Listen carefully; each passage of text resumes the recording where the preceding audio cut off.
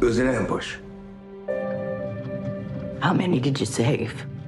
Just like a dream. You did the only thing you could do. And you lost. Like a dream. Look, we're still in this thing. The day you walked away. But we have no idea what we're dealing with. Unfortunately.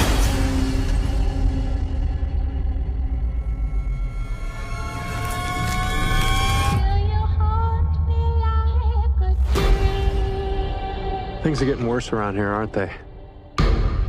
Boyd, we're out of food. Too many things are changing here. I have to remember. Remember what? What's missing? Nothing that I've been through is possible. I think you're here for what's in the basement. This place will not break us. We can still win. But the only way we go home is together. Hello. Get them on, go!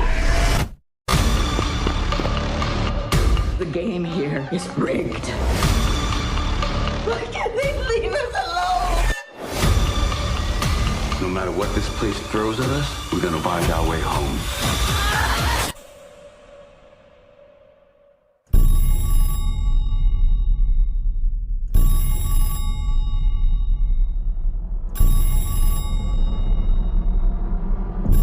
Everybody just talks about how afraid they are of dying. Well, I don't think that's the worst thing that can happen to you here.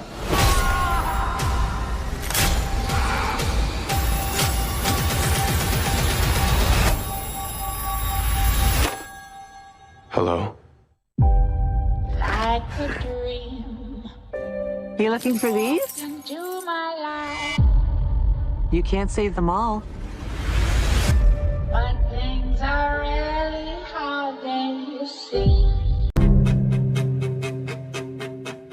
A bus pulls into the town. We have new people who are really, really scared. We got this one, Mario. Christy's fiance. We got Elgin. He starts seeing dreams and stuff. The house falls down. Marielle, Christy, kiss, haircut. Gets possessed by some dimension of the town. Then you've got Boyd in a chamber? Boyd has to get out of the chamber. He meets Martin.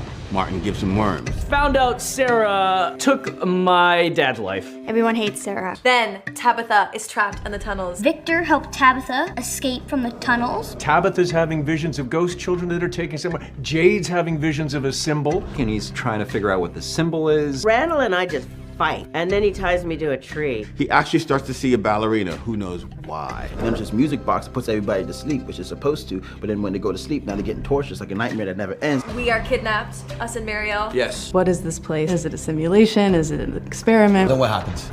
Pregnant. Pregnant. We get married. Oh, yeah. Then his wife shows up and he has to deal with her again, but eventually he gets rid of his wife, he gets rid of the worms. Gives them to the monster, kills Smiley, gives me a blood transfusion. I tell Boyd he has to break the music box. He destroys the music box People wake up. and he saves the town, but not really. Little boy pushed me, and then I end up in the hospital. Boom, boom, boom. People are still trapped in a town full of monsters.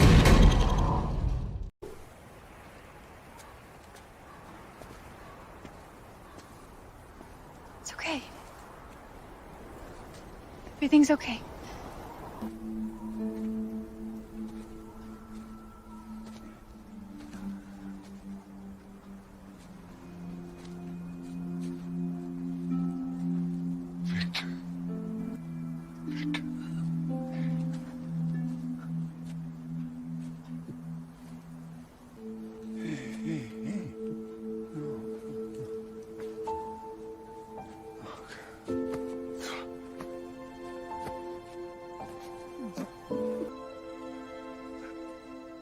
Know how to get home.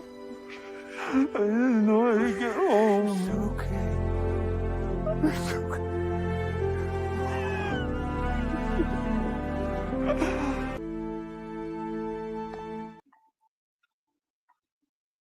And welcome welcome all to another edition of the Fromville Hour. And we are officially here, folks. We have passed the midway point of season 3. And I see we already got some onions being cut in the background in the chat. Totally see it. Yes, this was definitely a very heartfelt episode and a very heartfelt scene. And, I mentioned this in my breakdown, but I cannot praise the acting of Scott McCord and Robert Joy, both enough, and the writing of John Griffin. John Griffin wrote that scene himself. Just phenomenal scene from conception to realization, and just beautifully acted out by Scott McCord. And again, Robert Joy absolutely killed it as well. It's awesome to have a veteran like Robert Joy join the cast. For those who don't know, the actor that is playing Victor's father is very much a veteran in the business. He's been in tons of stuff, so it's nice to have a vet like that around. I think he's going to be a good addition to the cast. But yeah, what a freaking scene, man! We a lot of us were hoping we were going to get this Victor and Henry reunion. We were wondering, are we going to get it? What's it going to be like? But I must say, for a scene that a big portion of the fandom was looking forward to, it definitely lived up to the expectation, I would say. Yeah, absolutely pitch perfect. And there are strong actors and there are ones that are not quite as strong, but Scott McCord has shown that he can do the flip out, he can do the cry, he can do the straightforward regular acting. And this time, I mean, just like in season 2 when he had the scene in the automobile graveyard where he was reminiscing about Eloise and Miranda. This one, again, man, he dipped right back into that well, drew all the emotion up, and he said it was one line repeated twice, but it was so freaking perfect for that moment. And when you see somebody who is very stoic or very somewhat like sheltered or almost like protected, he's built up his own walls so thick that nobody could get in. When you see a character like that, whether it's your hero character or somebody like Victor who's a lot more tender, a lot more vulnerable, but when you see a grown man just crack like that, just break, and that well of emotion just spills out, man, it hits me too. I ain't gonna lie about it, man. I got all misty. I still get misty. I bet if we watch it again, if I allow myself to, if you're in that moment, I mean, I pity anybody who it doesn't touch. Honestly, no, it really is. It's one of those scenes where, and From has been pretty good at this, I feel. And this is what I really enjoy about the show. They have a good mix of, throwing these kind of different tones at you. Yes, they're, it's very rooted in horror and mystery. But, I mentioned this in my video as well. I really love how From gives us a healthy dose of the human element along with the drama and the mystery and all of that. Like it really is at its core a show about people and how people kind of work together in these kind of circumstances. So I like how From gives us a healthy dose of both. It's not just all mystery. It's not just all gore. It's you have real human moments like this, something as simple as a son being reunited with his father. And it was just it was played incredibly well. And like you mentioned, the dialogue, it was perfect. It was just something super simple, something that the 10-year-old Victor would say, and it really kind of showcases that he really is still that 10-year-old kid just trapped in an adult's body. And as you mentioned, when you see a character like this that is usually so bottled up and has those walls, nailed tight so shut, when they do bring those walls down, it's it flows out. And we saw that happening with Victor here as well. Like I can only imagine how long he's waited for a moment like this to be reunited with a family member who he thought was probably all dead and long gone by now. Right. So phenomenal acting from Scott McCord, and again Robert Joy played it well as well, and great writing. All of it was a really good scene. And even the scene that preceded it between Victor and Sarah was a really good scene where Sarah kind of is telling Victor kind of exactly what he needed to hear in that moment, in terms of, hey, you have, I imagine that your father is probably just as afraid to meet you as you are to meet him. Maybe he's afraid of not being the father that you're hoping he would be. And because, we were all wondering why Victor kind of reacted the way he did when he first learns about his father being here. And then we find out that it's, he's just, he in his mind, he's thinking his father is waiting for the little boy that went missing all those years ago. What's he going to think of me, how I am now? So he was worried about his father rejecting him. So the scene between him and Sarah before this was just as good, I thought. Oh yeah, yeah, and I'll even go farther and say that the Henry and Ethan walking together on the way there, and I think this one, the episodes, the show in general, but I think because we can always count on Harold Perrineau to be awesome, we can always count on Scotty McCord to be awesome. The episodes are kind of made or break, make or break or made or broken on the basis of the weakest actors. And generally it's Ethan, a lot of times it's Julie, and they were right in their wheelhouse. They didn't have a whole lot of high or low emotion. They were just right down the middle, and they did excellent. So this episode, sinks or swims, rises or falls on the weakest link, and the weakest links were pretty strong in this one.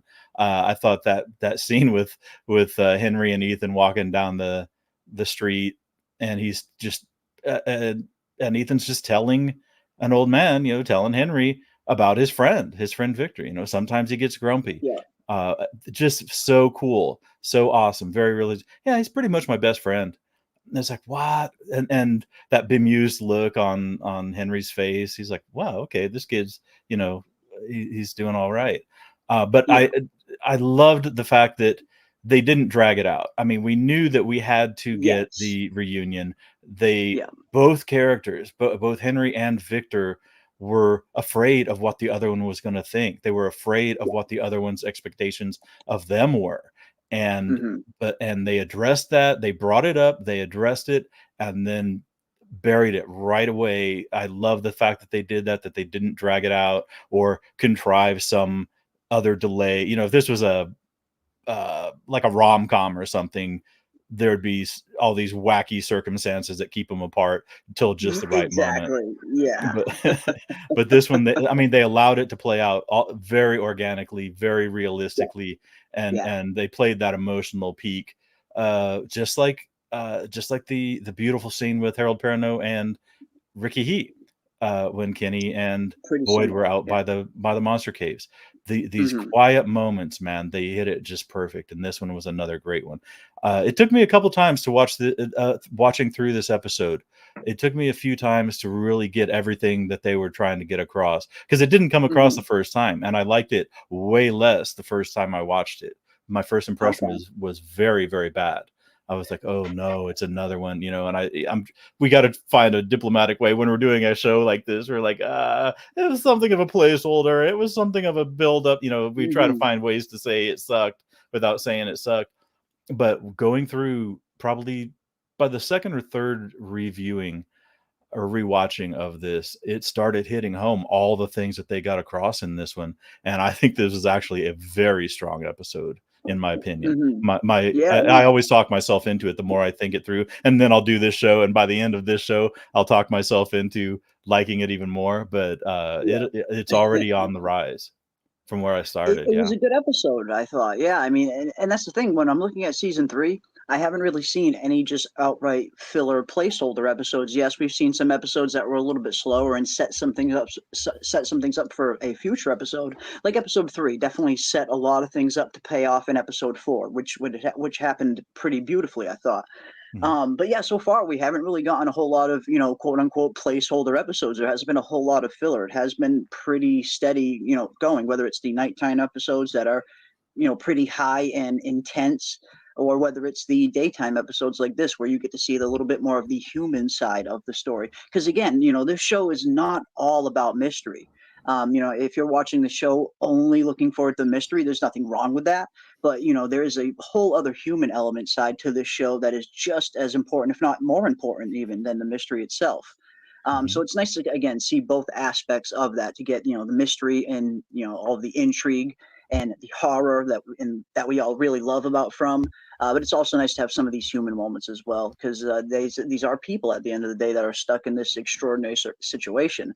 But no, I thought this was a good episode, It was definitely I'm kind of teetering back and forth on my overall score, but we'll get to that at the end of the stream like we usually do. And I'm looking forward to seeing where everybody else kind of scores this one after we're done discussing it as well.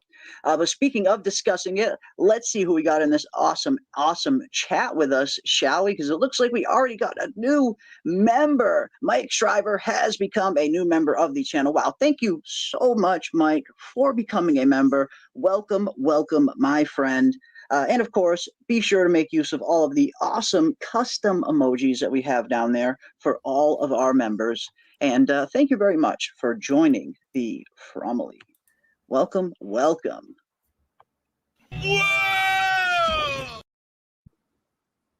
And of course, we have Crazy Mad, my pal Crazy Mad, who has been a member for, wow, 16 months now. Holy shite. 16 months is no joke. Thank you, my friend. Let's see the like button hit from everyone on this stream. Well, yes, that would be absolutely awesome. Do that indeed, if you so choose. But thank you so much, Crazy Mad, for being a member, my friend. Good to see you here, as always. And looking forward to hearing from you and everybody else in the chat. What did you guys think of episode 5? Whoa! Handing out woes already. Thank you, guys. Very much appreciated. Very much appreciate it. Let's see who else we got in this awesome chat, shall we? Let me check over here. Let's scroll up. Who do we have? And again, welcome to everybody who is joining us on this Tuesday evening as we dive deeper and deeper into From Season 3, Episode 5, The Light of Day.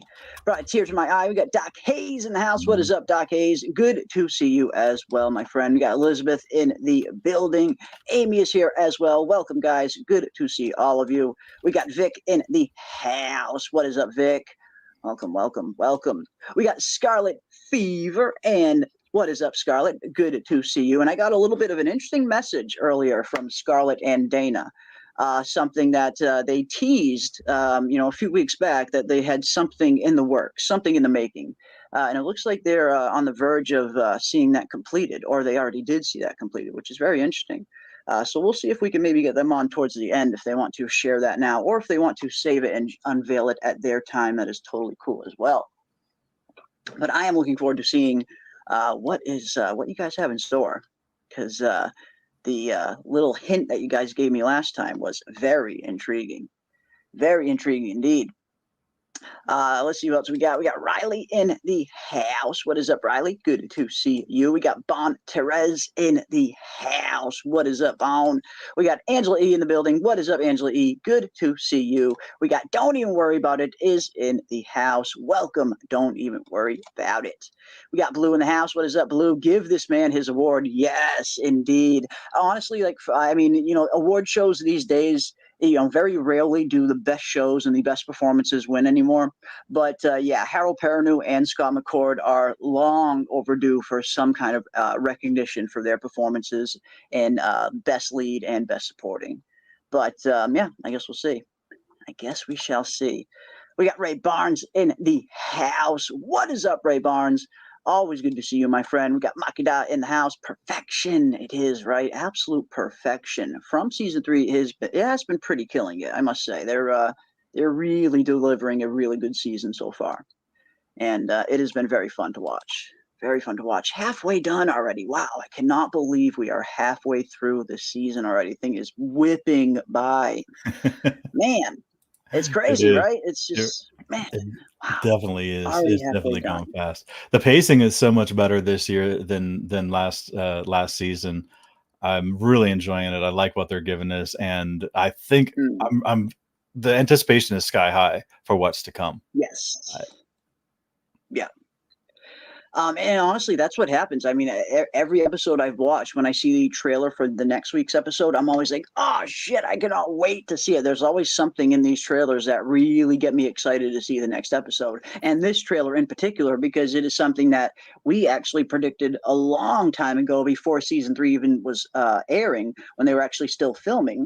We saw something very particular about a former cast member who was killed off the show that was apparently in Nova Scotia right around the same time that From was getting ready to film season 3, which led me to believe that we are going to also see another dead character returning beyond Father Cotchery. We all knew Father Cotchery was going to be coming back based on that photo they shared on Instagram a while back of him on set. But then we saw this other post, and I thought, oh, wow, it looks like we have another character that is going to be returning from the beyond. And in the episode 6 trailer, we saw that character is indeed coming back. I won't spoil who it is for anyone who maybe hasn't seen the trailer. But we got an interesting returning character coming back next week. And I had a feeling this was going to happen. And I'm so glad to see that person again. Mm-hmm, Very glad. That's going to be fun. Yep. That is going to be a fun one. Welcome, everybody. We've got Espy in the house. Let me jump down to the bottom here. And again, a big thank you to everybody for joining us tonight. You guys have been super supportive this year, diving into From and everything beyond. I very much appreciate all of the support. But let's dive into this, shall we? Episode 5, Season 3. Now, of course, heading into this episode, we had some, we got some interesting storylines going on, of course. The Fatima, baby Ellis storyline is starting to get, a little more advanced. And we see in this episode in particular that even Ellis has now been made aware that Fatima is snacking on dead vegetables. But of course, she conveniently left out the part of her being a cannibal as well. But, again, these are, maybe some of these things that you have to release in smaller baby steps. Start with the rotten food, then upgrade to the cannibalism, seeing after how Ellis takes the first step. What do you think about Fatima and seeing her kind of progression? Based on what we saw from the episode 6 trailer, it looks like we are going to get a more definitive look inside Fatima's womb and see what the heck is actually going on there with this whole potential ultrasound scene. But what do you think's going on with Fatima so far? Where do you think she's going? I love the trailers in that they're so wildly edited. The scene where Jade's out there, we hear some audio that's completely divorced from the actual scene, so it may be before or after, it may be at the end of that scene. I always watch for the audio cuts to match up with the video that we're seeing. But in Fatima's case, my first instinct was it shows people looking puzzled, like a little bit afraid, a little bit confused, a little bit horrified. I'm just gonna go on record and say I bet there's nothing in there. I bet they're looking for a demon baby and there's nothing. I don't think she's pregnant. Yeah, I'm with you, man. But something's making her eat a bunch of rotten stuff. So something's happening. Yeah, explain that one. But yeah, I don't know. And if there is, maybe there is. Maybe there is exactly what it either is or isn't. There is either nothing there or there's something there. Okay, well, if it's not nothing, then it's something. Okay, if it's something, then what is it? Ooh, male claws and fangs, like Ellis predicted, or is it maybe just a normal baby? Maybe the defects are inside, maybe in its demonic brain, not in its demonic outsides. But the way they looked at that, and the thing is, we got a fraction of a second. We didn't get hardly, they talked about an ultrasound and showed the people gathered around. But we don't really know beyond that, and it'll all come. It does what a trailer should do. It builds the anticipation for seeing that scene play out in that episode, and I think it'll play out in its completion in that episode. We're going to get something. We're going to find out one way or the other what exactly is going on. It did its job as a trailer. I absolutely am waiting to see what happens there. I like Dark Fatima though. I like her mouthing off in the diner. I like her giving up the hippy dippy rainbow and sunshine persona that she had early on. I know some people didn't like her. Some people didn't like her mouthing off to Boyd in the diner and questioning and stuff. But and her, I understood, pregnant mom, her, I kind of understood. Ellis, I think maybe should have known a little bit better, just considering reading the temperature of the room and knowing the strain your father is under. But Fatima, I could kind of understand her, being upset. She's pregnant now. She wants to get the hell out of here and see what the hell's going on with her. So Fatima, I understood. Right, right. And even if there is something wrong, because she's obviously got the sense that there is something very, very wrong. Maybe she feels like in the outside world, all of the power of the medical establishment might be a little better equipped than a makeshift clinic with a third-year medical student kind of thing. Maybe she feels the incentive, but I wonder about the change in personality. Is it just that she wants to get out so badly that she's afraid and worried about that situation, or is this thing inside of her changing her personality on a wider Physically scope? and mentally as well? Is she Yeah. changing on both fronts, not just, physically? That's a very good Mm. question. And now you're right. I mean, now that you mention it, yeah, I mean, yeah, maybe this thing is changing her more than just physically. Maybe it is changing her psychologically as well. And maybe that is where some of this shortened temperament is coming from. But we also got a gifted membership from Mike Schreiber. Thank you so much, Mike, for the gifted membership. That is incredibly generous of you. And it looks like Bancroft is the recipient of the membership. Welcome, Mike. Mike gifting one to our other Mike. Love to see it. Thank you much. Thank you very much, my friend, and welcome both Michaels. Good to see you both. And yeah, Mike, man, Bancroft, anytime you want to pop on with us, man, and talk a little bit about some of these episodes, you are more than welcome to hop on, man. Rob usually pops on, and I'm not sure where he is this week, but yeah, I don't know, Mike. If you ever want to pop on and talk some of these episodes with us, man, you are welcome to. Link is always available. But thank you so much, Mike Schreiber, as well, for the gifted membership. And chat knows what that means. I owe you a whoa.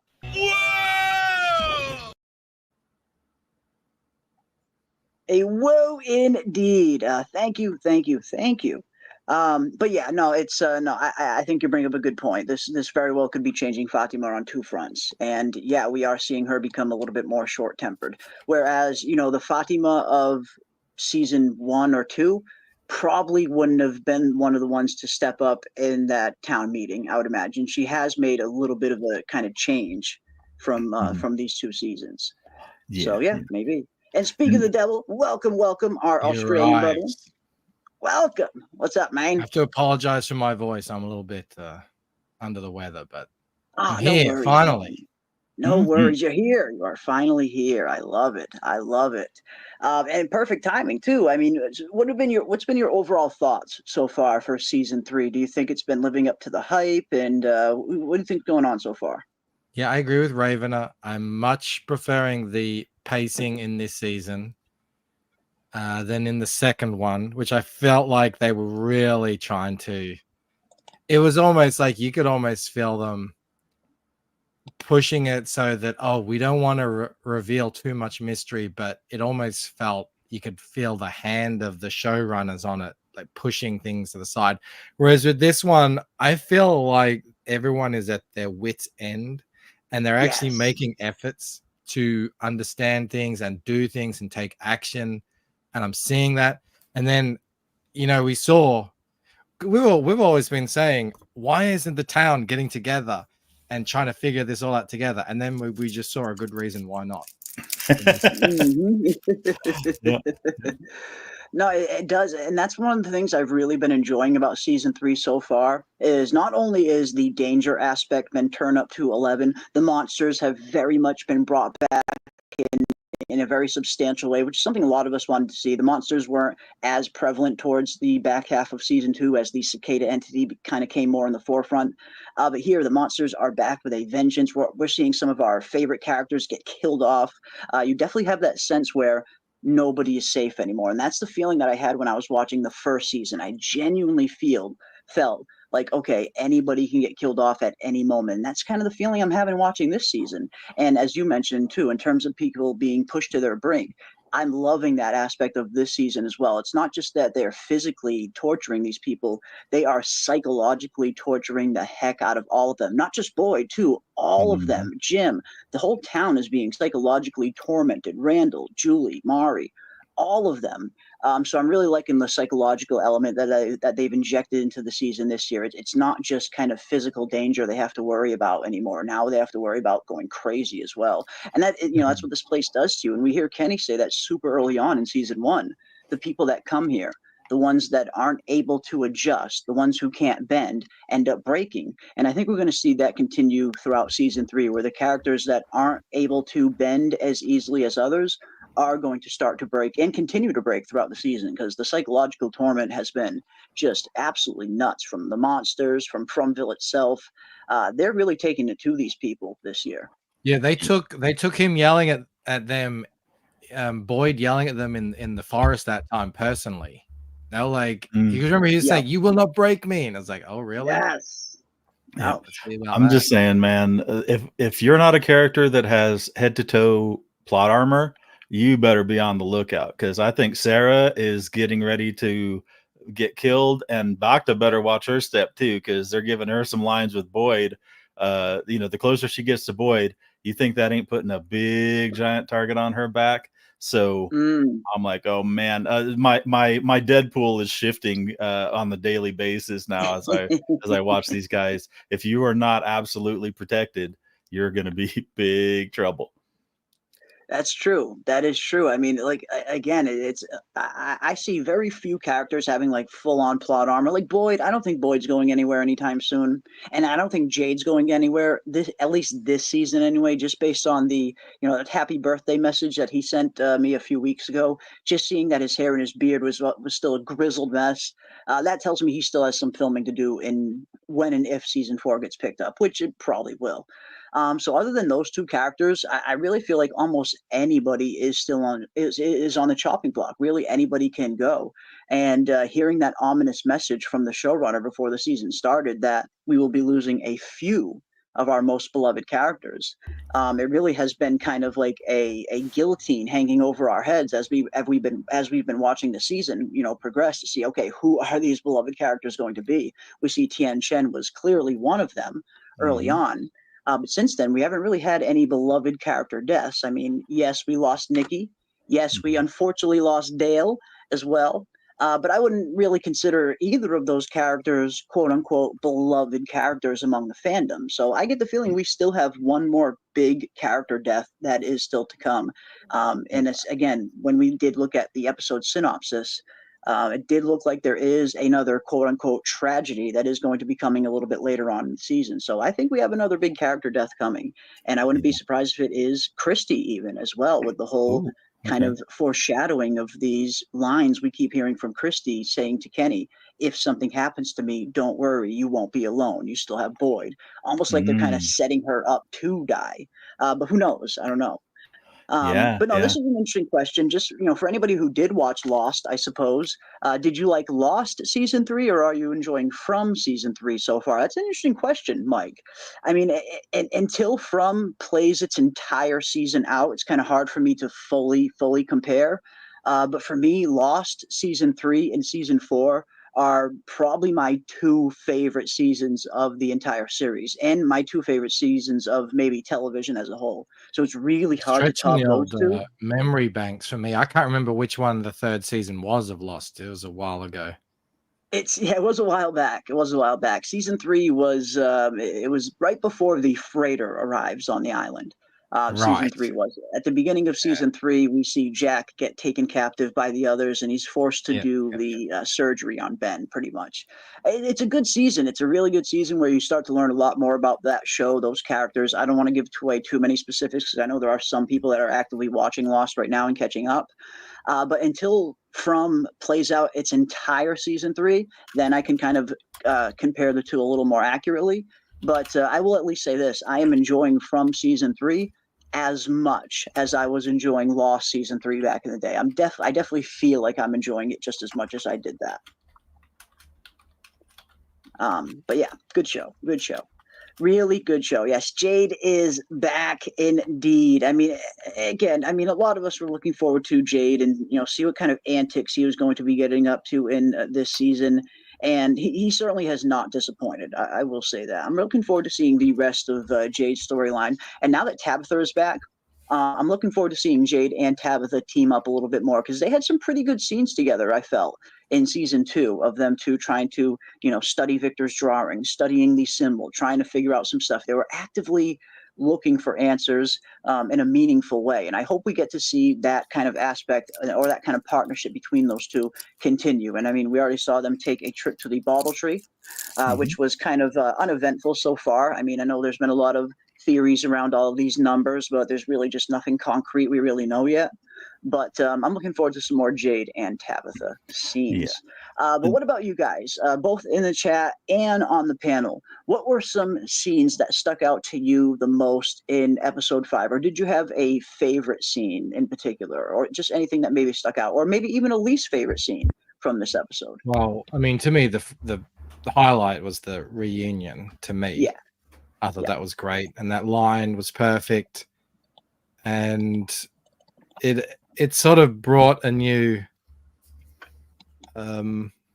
element to the show that didn't exist previously.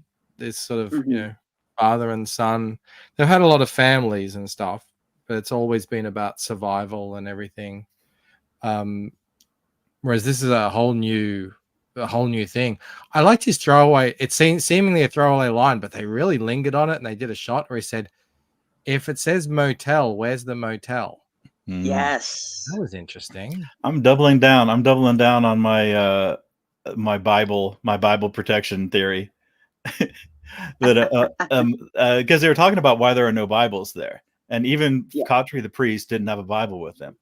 And I was like, well, maybe Bibles, maybe Bibles almost act like a talisman, or Bibles stop you from being drawn in there. And we were joking. It was almost half a joke, but then it kind of like, wait a minute, they're actually, I mean, in a thing that doesn't make any kind of sense. Yeah, none of it makes sense. So this nonsensical thing, you know, every room would have a Gideon Bible in the dresser drawer. They just do. And maybe that's what stopped the sign can come and the pool can come, but the building can't. Yeah, right. No, that makes sense. It makes sense as much as any nonsensical explanation. But yeah, it works for me. Exactly. Yeah. No, I like that one too. I mean, you know, I kind of keep wondering if maybe the same thing happened to the hotel that happened to the Matthews family home. We see that there's clearly something here that is very powerful, and it has a good deal of control over this place. It's capable of sending storms towards Colony House when they build a radio tower. It's capable of destroying just the Matthews family home and leaving every other building around it intact. So part of me was wondering if maybe something like that might have happened to the motel, where maybe at some point the motel was destroyed in a similar manner that the Matthews family house was destroyed in, where, you know, just the building was destroyed and everything else was left there. But one day, I hope we get the explanation at one point, because this is something that we have been wondering ever since very early on in season 1. What the heck is going on with this hotel? Why is the sign here? Why is the pool here? Why is the car in the pool? Why is there no building? We at least got the answer this season as to why the car was in the pool. We finally got a little bit of an answer to that, or at least we heard the owners of the car. You know, these two, I forget their names already, but I hope at some point we get a definitive answer as to what is going on with this hotel, where this hotel went, why it's not here, why it's just the sign in the pool here. Because, yeah, ever since season 1, we've been wondering that, and we haven't seen a single character in any episode ever refer to the missing hotel, ever. Like, we get a few references to the car and the pool, but we've never heard any of our characters ask, why is there no motel here, but there's a sign in a pool, until Henry brings it up here. So I'm glad Henry kind of shone a light on that, for lack of better terms. And I hope we get some kind of answer, because, yeah, it's another big mystery we've been wondering for a very long time. They've always used what's going on with this. They've always used the new characters as a catalyst for new discovery, because obviously they're going to be the ones who are most inquisitive about just what the hell this place is, whereas the people who've been there a long time, you know, they're kind of used to it now, and it's all about survival and trying to, like, Boyd is just, it's about how are we going to stop people from dying, essentially. Yeah. Yeah. And this is a throwaway scene, and it's not my favorite or anything, but it was kind of a throwaway scene. But remember, okay, Julie goes up to get the weed out of Fatima's room, and they go right into that flashback of if you climb high enough, even a nightmare can look like a dream. Now, I'm going to say that is significant because number one, why would they even put that in there if it isn't? And the thing is, they don't really do one-liner flashbacks kind of like that. Yeah. They're not doing it constantly. Not They've often. Yeah. the very few times that they do, it's always significant to the story. But they buried that. They did that little flashback up there after she got the little purse with the weed, and then it jumped right down into her going down the stairs, Elgin with his And then almost getting her head fireplace thing. fucking caved in by Elgin. Right. And then from that point, they swept right into the whole weed thing and the Polaroid thing and all this stuff. And even the conversation they had at the table where they're sharing their experiences about the kimono woman, or Julie finally tells us what she's hearing, which is mostly just screaming. And the weed is the only thing that tamps it down. That little scene, that little flashback, the if you climb high enough, even a nightmare can look like a dream. That little thing is completely washed away out of our memory because now we're focused on what we're learning at the kitchen table, and then subsequently what happens down in the basement with the Polaroids and stuff, which also is another thing. I knew the minute they picked up that Polaroid and the battery flipped right on and it was working. I was like, oh shit! Either they're going to take a picture and there's going to be something in it, or it's going to start taking pictures on its own, something like that. And I'm googling Polaroids from that era, and I'm like, okay, how many exposures on a, because I didn't have an instant camera back in when they were cool, and I think it's 8 exposures per roll. That's still cool. Oh yeah, I mean. It's all magic. It's damn near magic. How do you get a picture instantly like that? I think you hit on something really good there, Ravener. The line, if you get high enough, that seems to be a recurring theme in terms of getting to higher ground, getting to the top of the tower, climbing out of the top of the well. It's like it's always about getting up into heights as something here. So I think you're right that nothing in this show, I don't think, is a throwaway line. Everything, when this is all said and done, you'll be able to go back and realize it was all right there, hiding in plain sight the whole time. Yep. And I mean, I think even Sunday we were predicting that this is even before we watched episode 5. But it's like, when we get all 10 episodes of this season and we're rewatching it in a row, where even the things that they revealed in this season make sense in context. I think we're going to see a lot of that. Like you're saying, we're going to see a lot of instances where there were, and obviously there's no way to put 2 and 2 together because our dedicated theory crafters, we're trying to find significance in everything, and it's just physically impossible for every single thing to be significant. But we're going to see where a lot of this stuff fits in the grand scheme of things. We're going to see where things from previous seasons fit in to the grand scheme of things. But yeah, I think this season, when taken in context, all 10 episodes, especially with the omen of the final 2 episodes being Revelations 1 and 2. Yes, that's a pretty good sign, pretty good indicator. Yeah, I'm really looking forward to seeing what is that referring to. What is Revelations Part 1 and 2, and what revelations will we get in those episodes? I get the feeling it's going to be something big. I mean, we have been getting promises all season and all preseason that this is going to be the year that we get some definitive answers that actually really mean something. And so far, we've gotten a few small answers, but nothing really too big. So I'm hoping that the Revelations Part 1 and 2 is going to be when we do get those kind of definitive big answers that give us a little bit more of that context that we need. But like you mentioned earlier, Mike, when it comes to these mystery box style of stories, they tend to give you all the pieces you need to solve the whole story very early on. You just simply don't have all the context for all of them yet. And I imagine you would know a little something about this as well with the story that you're currently writing yourself, The Lucent, which is very kind of in a similar vein in terms of the mystery box style, where you're setting up a lot of interesting mysteries to pay off in later issues. I definitely get.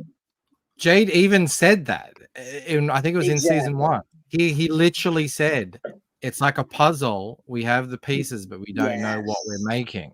And it's infuriating. And that he literally said that. And someone in the chat also mentioned that Maybe the just getting high means getting high on weed, and I think it's I think both. it could have a dual and meaning. the creators will couch these things in ambiguous terms to sort of allow you to forget things as you go. There's red herrings, there's sort of mysterious, ambiguous things, double meanings, all that sort of stuff gets thrown at you. So you sort of know, but you get distracted really easily because, oh my goodness, something crazy happens. And that's what are ways that these stories do get told. Double talk, exactly. Yeah.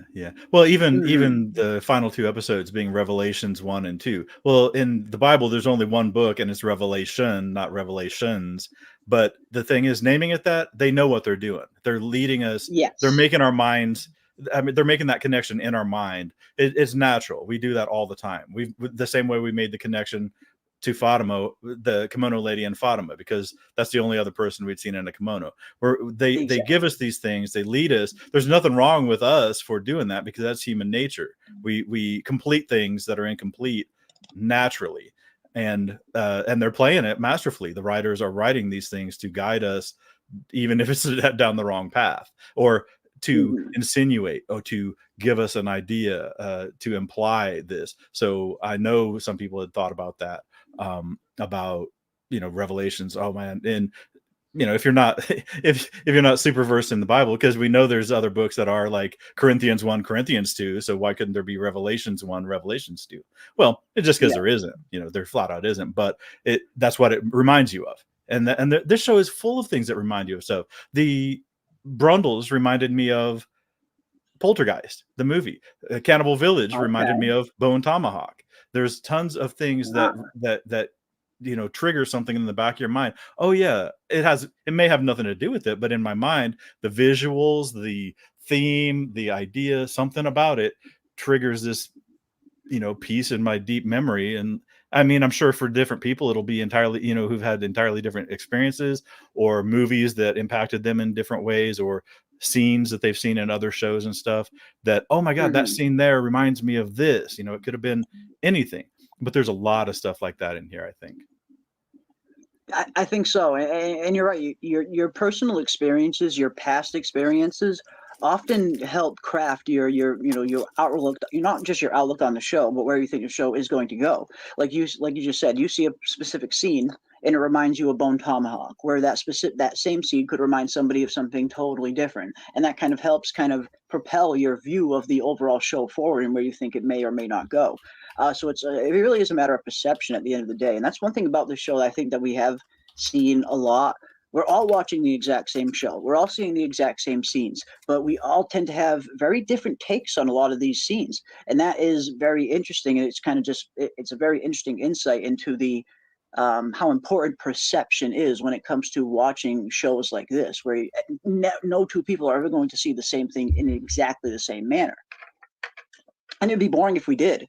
I mean, how many times do we say, Ravener, like how boring it would be if we had the exact same take on every single scene. If we all thought the exact same way, none of these discussions would be worth even having at that point.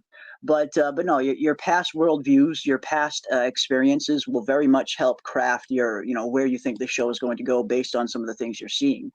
But yeah, I like this episode though. These are some of the episodes that I really do like, where you do kind of dive into a little bit more of the cerebral side of Fromville, and again that human element, where I really do feel like this show is a perfect kind of insight into the human condition.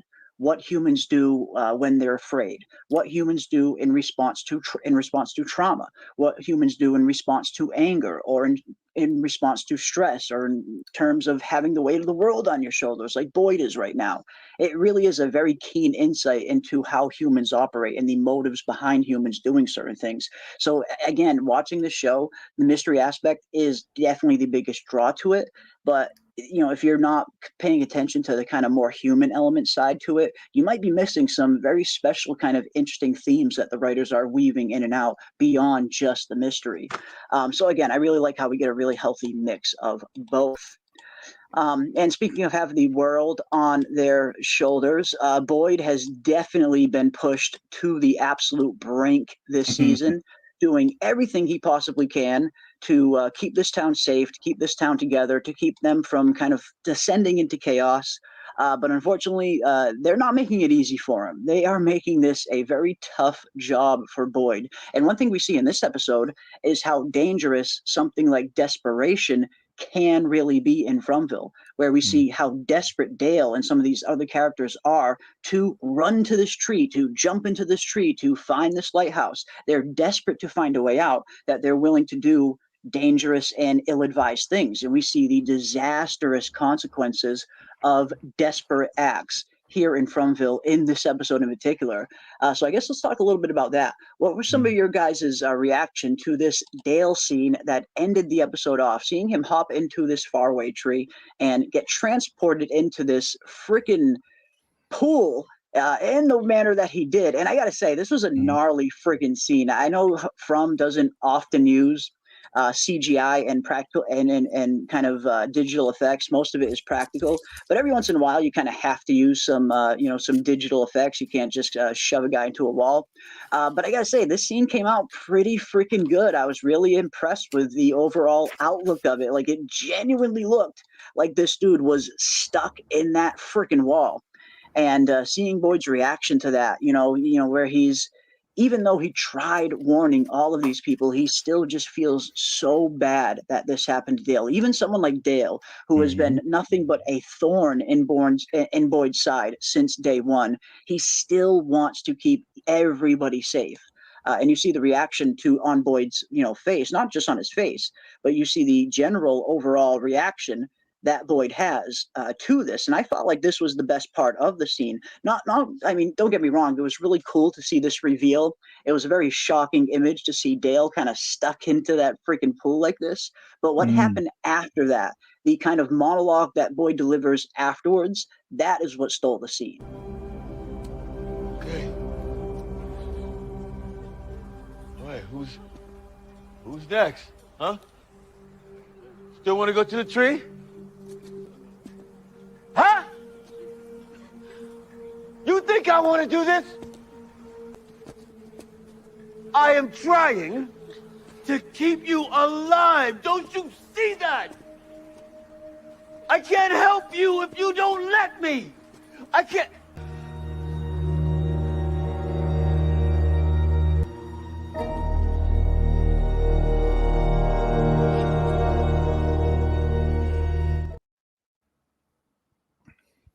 I think what's her name? The woman in charge of the Donna. Donna. I think her reaction was also really. I didn't know what she was thinking. What is she thinking there when she's looking at him? Because she has a lot of different emotions on her face. She's a millisecond from breaking down. The question is, they ended the scene like this. The question is, can she get somewhere private before she loses her shit? Because that's what she's bubbling. She's got to dash somewhere and get inside. That's what I'm saying. I think you're right. Well, because we saw that happen to Donna, just in this last episode as well, where she kind of pulls Boyd upstairs right after Acosta shoots Nikki. And she pulls Boyd into the room, and just as Boyd shuts the door, we see Donna just start breaking down in front of the mirror. So again, we're seeing that psychological torment aspect of this season really get thrown on everybody. It's not just Boyd that the town's trying to break. It seems like they're genuinely trying to break everybody down. Donna, Jim, Randall, everybody is dealing with some kind of psychological trauma on top of the just day-to-day dangers that they have to face from the forest and the monsters and everything else. But no, I think you're right. I think Donna was also one step away from breaking down, and maybe she was even kind of looking at this image of seeing her husband trapped into the wall of a pool, because of course the actor who plays Dale and the actress who plays Donna, they are actually married in real life. So yeah, it's going to be interesting to see, again, even someone like Dale, who I imagine Donna didn't really hold in the high, probably wasn't her favorite person. Even someone like Dale, she doesn't want to lose. Similar to Boyd, doesn't want to lose anybody, even if it is Dale.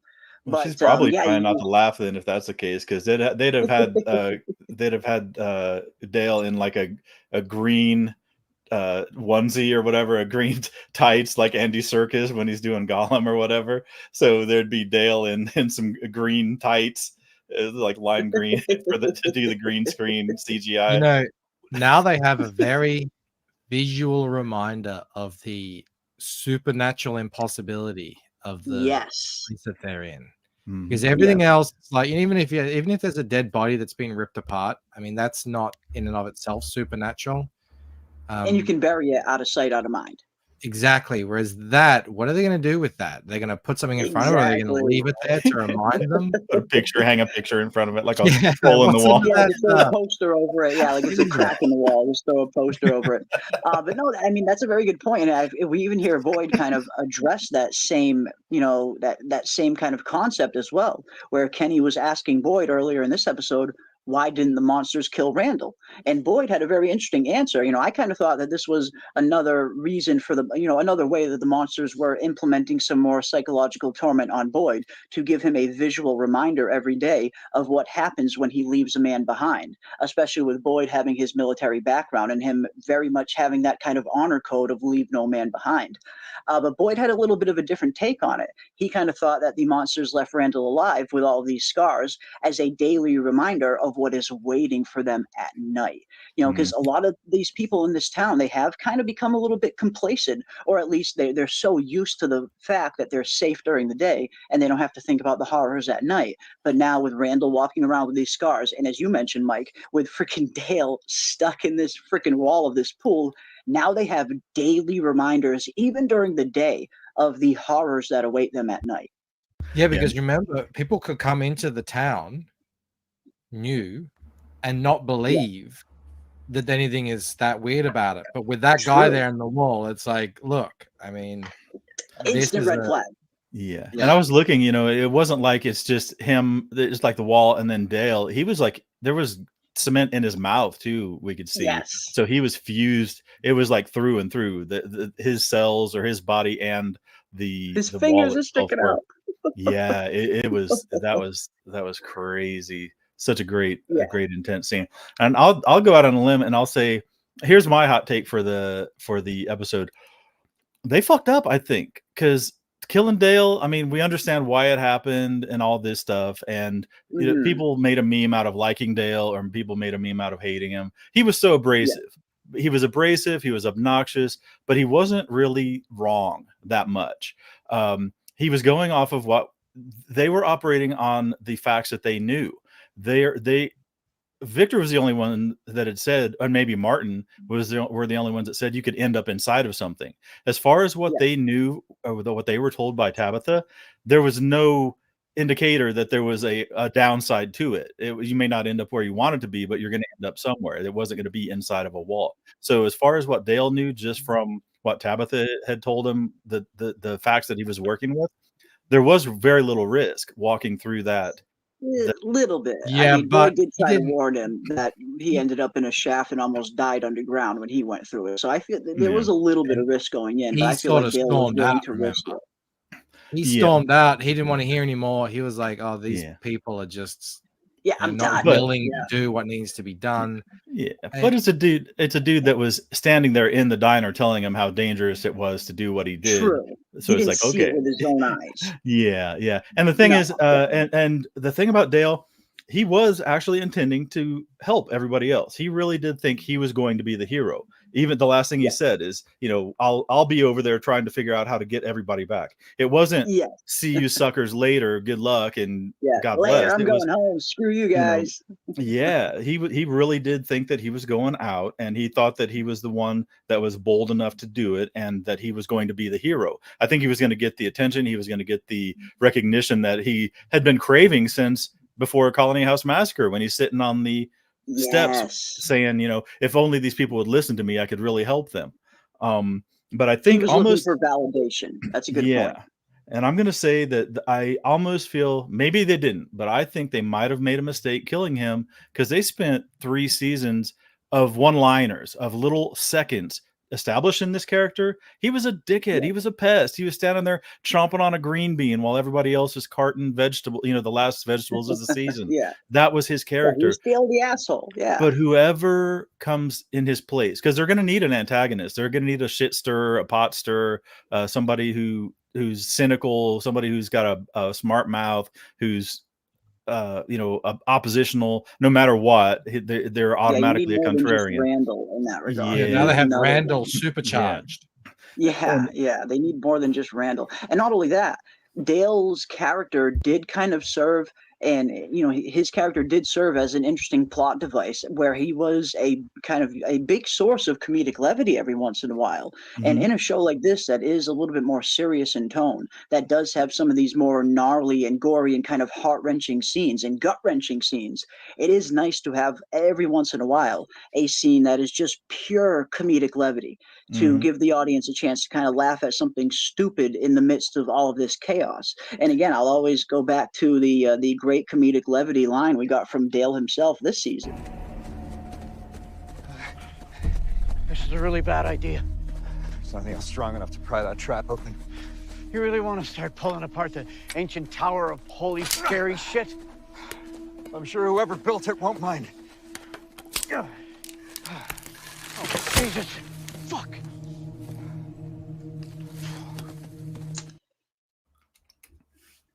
You really want to pull apart the ancient tower of holy scary shit? So yeah, he was an interesting source of comedic levity. I mean, I know they do have Jade. Jade is also a decent source of comedic levity. He has some really fun, witty, and dry humor. I mean, of course, we'll never get old. We'll never get sick of this one. All right, ding dongs, it's almost go time. Anybody fucks this up, you spend a night in the box. So they do still have Jade, but again, Dale was also another interesting source of comedic levity. Let me get to these real quick. We got some interesting super chats coming in. Wow, thank you all guys so much. Thank you very much. We got the Man in Black for $2. Who or what controls the trees? Big question, very good question, a question we still have no idea the answer to. There's a lot of interesting fan theories out there as to what might control some of these trees, as to what causes these people to end up in one direction where another person ends up in a totally different direction when two people go into the same tree. But in terms of anything definitive, we really don't know. Some people think maybe the boy in white controls these trees and he is controlling the destination as to where some of these people go. Some people think it's random. Some people think Fromville itself is controlling these things. Some people even think that the bottles in this faraway tree had something to do with sending people directly to the tower. And when people started taking bottles out of the tree, like Jim, Tabitha, and Jade, maybe that messed with the directional location of this tree, and maybe that's why Dale got screwed up in the manner he did and why he didn't end up at the lighthouse. Because we were led to believe in season 2 that this faraway tree particularly takes people to the lighthouse, and in that it worked in that manner for Tabitha, but we saw what happened for Dale. But unfortunately for Dale, he goes into this tree after people took bottles out of the tree. So that's been a very interesting fan theory that has been popping up, that the bottles are somehow controlling where some of these destinations end up. But then again, we have so many other faraway trees in this show that don't have bottles in them, and all of those destinations so far seem to be just kind of random. So what about you, Ravener and Mike? I'll ask both of you guys. Do you have any particular theory or any particular idea as to why or how these trees operate? And is there some kind of character or entity controlling where these people go? Or does these trees just send people where they're meant to go in some weird way? I think it's, for me, the feeling is, and this isn't based on anything other than just, what I've watched, is that you can't just go wherever you want with them, and it might send you one place one time and different place another time. So you probably need a guide or a path or something like that, and that's what the boy in white has done. Maybe there are others who are doing it as well. I can't remember everything exactly, but that's the way I feel is about. It's not just oh, this is like a super convenient teleportation device. It's exactly. A lot more complicated than that, and it's not. You need someone who's on the inside to set the path for you. Someone like maybe the boy in white or some other kind of higher entity here in Fromville that maybe can tap into these things like humans can't, maybe. It's and again, in terms of there's really nothing super definitive for us to go off. So at this point, we really are just kind of dealing in just theories based on very, very limited circumstantial evidence. Because again, there's just really nothing truly definitive we know about these trees yet. We talked a lot about this peach truck map during season 2 when we were first dissecting this thing. And one thing I noticed early on were all of these kind of yellow, all of these purplish, pinkish lines that were going all over the place. And they all seem to be going from one tree to another location, almost like someone was maybe potentially trying to map out the destinations of these faraway trees, be it Victor or Miranda before him. But we never were really able to make any sense of it because there's just still so much we don't know. It looks like this one takes people to the lighthouse. It looks like this one takes people to this kind of lake. It seems like every one of these purple lines either starts and ends at a tree, almost like they are, again, trying to map out locations. And then we see all of these weird numbers next to them, and we have no idea what these numbers mean, but most of them are 4-digit numbers, like this 1981. There's a 1504 here, and 4062. Are these numbers in any way similar to some of these numbers that are in the bottle tree? No idea. But yeah, until we really learn a little bit more, until we get some actual definitive real context and real info about these trees, there's there's really not much to go on right now other than speculation and theories. But I don't know. Right. What about you, Raven? When you think about the trees, anything in particular, how they might operate come to mind for you? Well, I thought that scene was super cool with Jade and Tabitha out there because and Jade knocking down the things, because again we're right back to the kimono incident. The only person we saw with kimono was Fatima, so automatically in a kimono, even if the monster is a Fatima monster, until we find out otherwise. Same thing happened here. We got 4-digit number, especially the ones on the lighthouse that were written in on the lighthouse. Those were dates. Those were dates. They were in different scripts. Not all of them were the same script, but they were all consistent with the first few centuries of our modern time. Suddenly here comes 2659, and it doesn't fit anything that we've have relation to. So automatically people are like, oh, well, maybe it's February 6th of 1959. Well, wait a minute. There's never been an instance where something was given month, day, year, or if they're European, day, month, year. It just didn't happen yet. Is that what it is? There are people in there saying, I see people in the chat saying, no, it's coordinates. To what? What is a 4-digit coordinate? How? Some people think there might be coordinates, like partial coordinates, but again, it's really just speculation based on not much fact at this point. Like you mentioned, we kind of can only really go off things that we've seen in the past, and even I brought up the whole 2659 thing because that kind of popped into my head as well. Maybe they are potentially dates, but it's just not dates in the manner that we know of them. But then again, when I think about the 1864 one that Boyd pulled out of that other bottle tree, which was a different bottle tree than this one, his 1864 was written in cursive, unlike the 1864 we see in Tabitha's vision. So it's like, yes, it's the same number, but they could be two totally different things. One is written in cursive, one is written in actual numeric form. And when you see something written in cursive, 1864, that kind of makes you think that maybe it's not a date and it's not a coordinate at all, and it's something totally different. So yeah, there really is not much to go on yet. I mean, again, a lot of good fan theories out there, but in terms of anything substantial, we really don't know yet. Right. And that's the thing for me is I can't even let my brain go down a path because it's for me, it's a path nowhere. I don't know what it could. And I mean, I understand other people try. I mean, people will bend and twist to make it fit into their what they want it to be. But yeah, for me, I got nothing on this one to explain it. Totally and I'm perfectly just another one of those Yeah. examples where we have pieces of the puzzle, but we don't know what puzzle we're making, and we don't know if we're missing pieces. It feel like we definitely are missing pieces. It seems obvious that the numbers obviously have something to do with, the traveling through the trees, but how and why, just don't have enough information. Remains to be seen. Again, it's one of those things where we haven't even really been able to put the corners together yet. And even Jade kind of mentions that earlier. It's one of these things where you have these pieces, but we're not even able to make the corners fit yet. And, once you get the corners in, once you get the outline, the edge done, then you can really start, making actual progress at solving a puzzle. But until we, get these corners kind of nailed down a little bit, it's just it's really chaotic, and there's really not much to go on. Again, diving into it with some interesting fan theories is cool. There's nothing wrong with that. But yeah, in terms of anything really definitive, there's just nothing we know yet. But thank you so much, the Man in Black, for the $2 super chat. Very much appreciate you. Yeah, you get your mileage out of that one.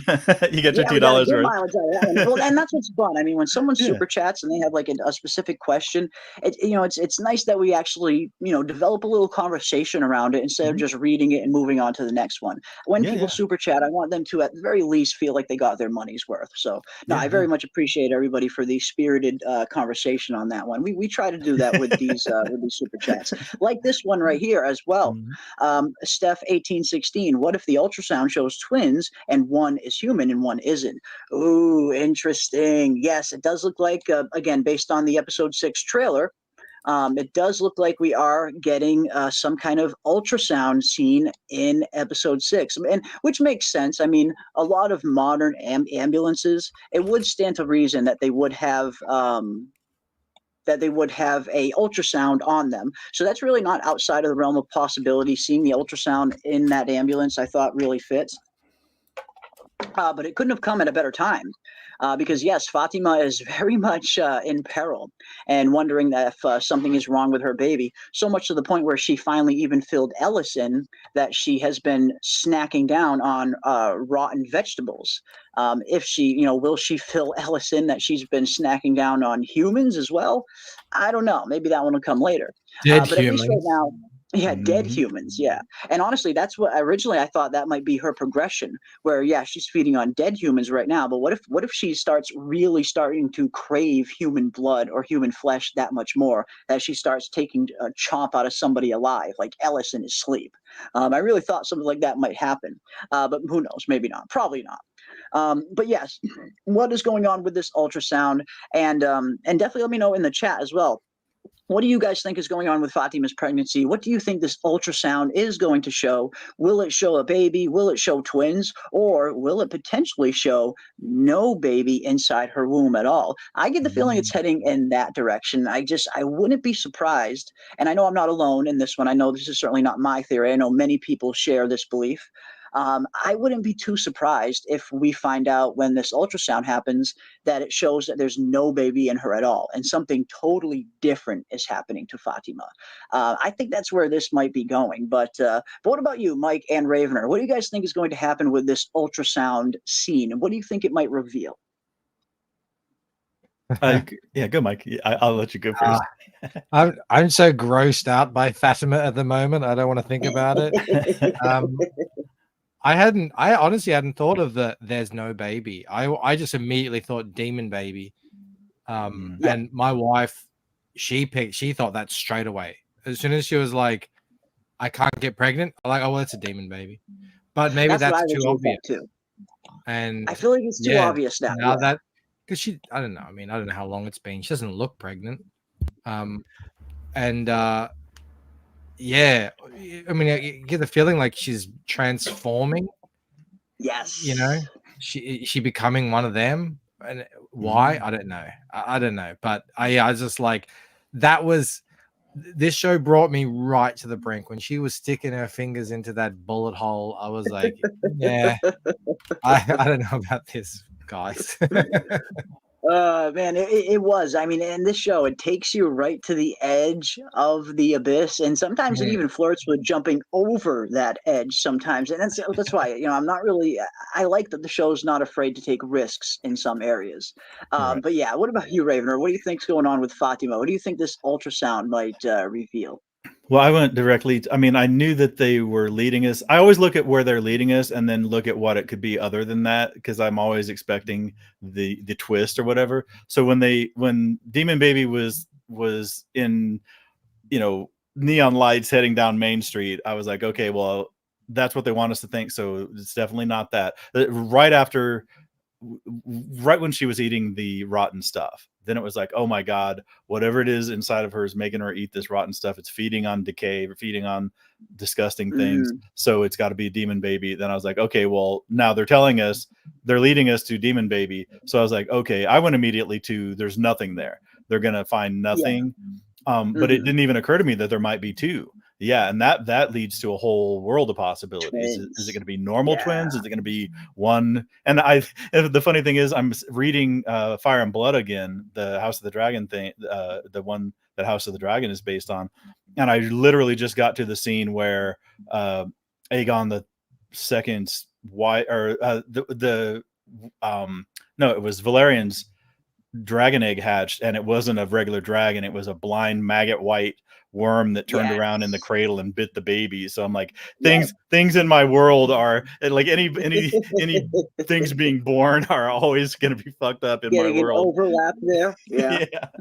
It's just happening to me. No, that's such an awesome scene in Fire and Blood too. I love reading that scene, seeing this malformed maggot-like dragon just get hatched out of this egg and go right for the kid.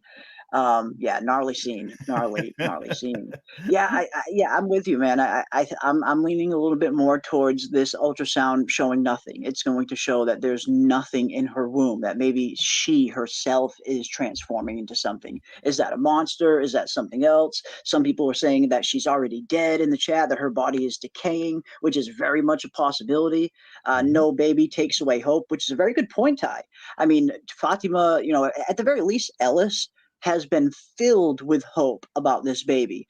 Fatima seems like she's kind of had both positive and negative reactions to it. Right when she first originally found out she was pregnant, it seems like she almost kind of took it in not a negative way, but she looked more scared than happy when she was delivering the news to Donna in the greenhouse in season 2. She didn't look overcome with joy that she found out she was pregnant. She looked more afraid.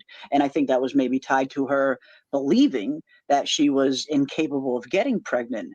But yes, if this ultrasound reveals that there's no baby inside of her, what will that do? Will that sap her hope? If not her hope, at the very least, it's going to take all of Ellis's hope away. Because we've seen Ellis has been, he's been having all of his faith in this baby. He's doing everything he can to try and keep Fatima and this baby safe.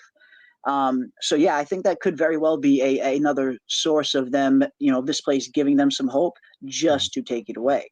Or who knows, maybe she's turning into a monster, as Mojo says, and that's very well possible. I mean, it seems like the most popular theories right now in the fandom are she's either birthing some kind of monster baby, or she herself is turning into a monster. And again, it could very well be either one of those things. But I'm looking forward to seeing what's going on. Again, I don't think this ultrasound is going to reveal a baby or even two. I think this ultrasound might reveal that she has nothing inside of her. But then if that's the case, what will this ultrasound reveal? Will it actually show her kind of decaying organs? Will we see that her insides are shriveling up? Someone said in the chat a little while ago that maybe the ultrasound will show her insides be a little similar to Smiley's. Remember how we saw Smiley's insides all desiccated and shriveled up? Will Christy see something similar on this ultrasound that reminds her of the Smiley insides? And if that's the case, I mean, her turning into a monster is certainly looking a little more likely. Yeah, and that's redefining the rules of the world for the characters and for us.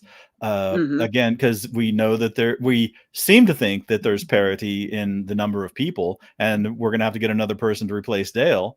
Somebody brought that up. We're laughing about whether they liked Dale or didn't like him, but the fact is, when one person dies, somebody else has to arrive. So I wonder if we are going to get a new arrival.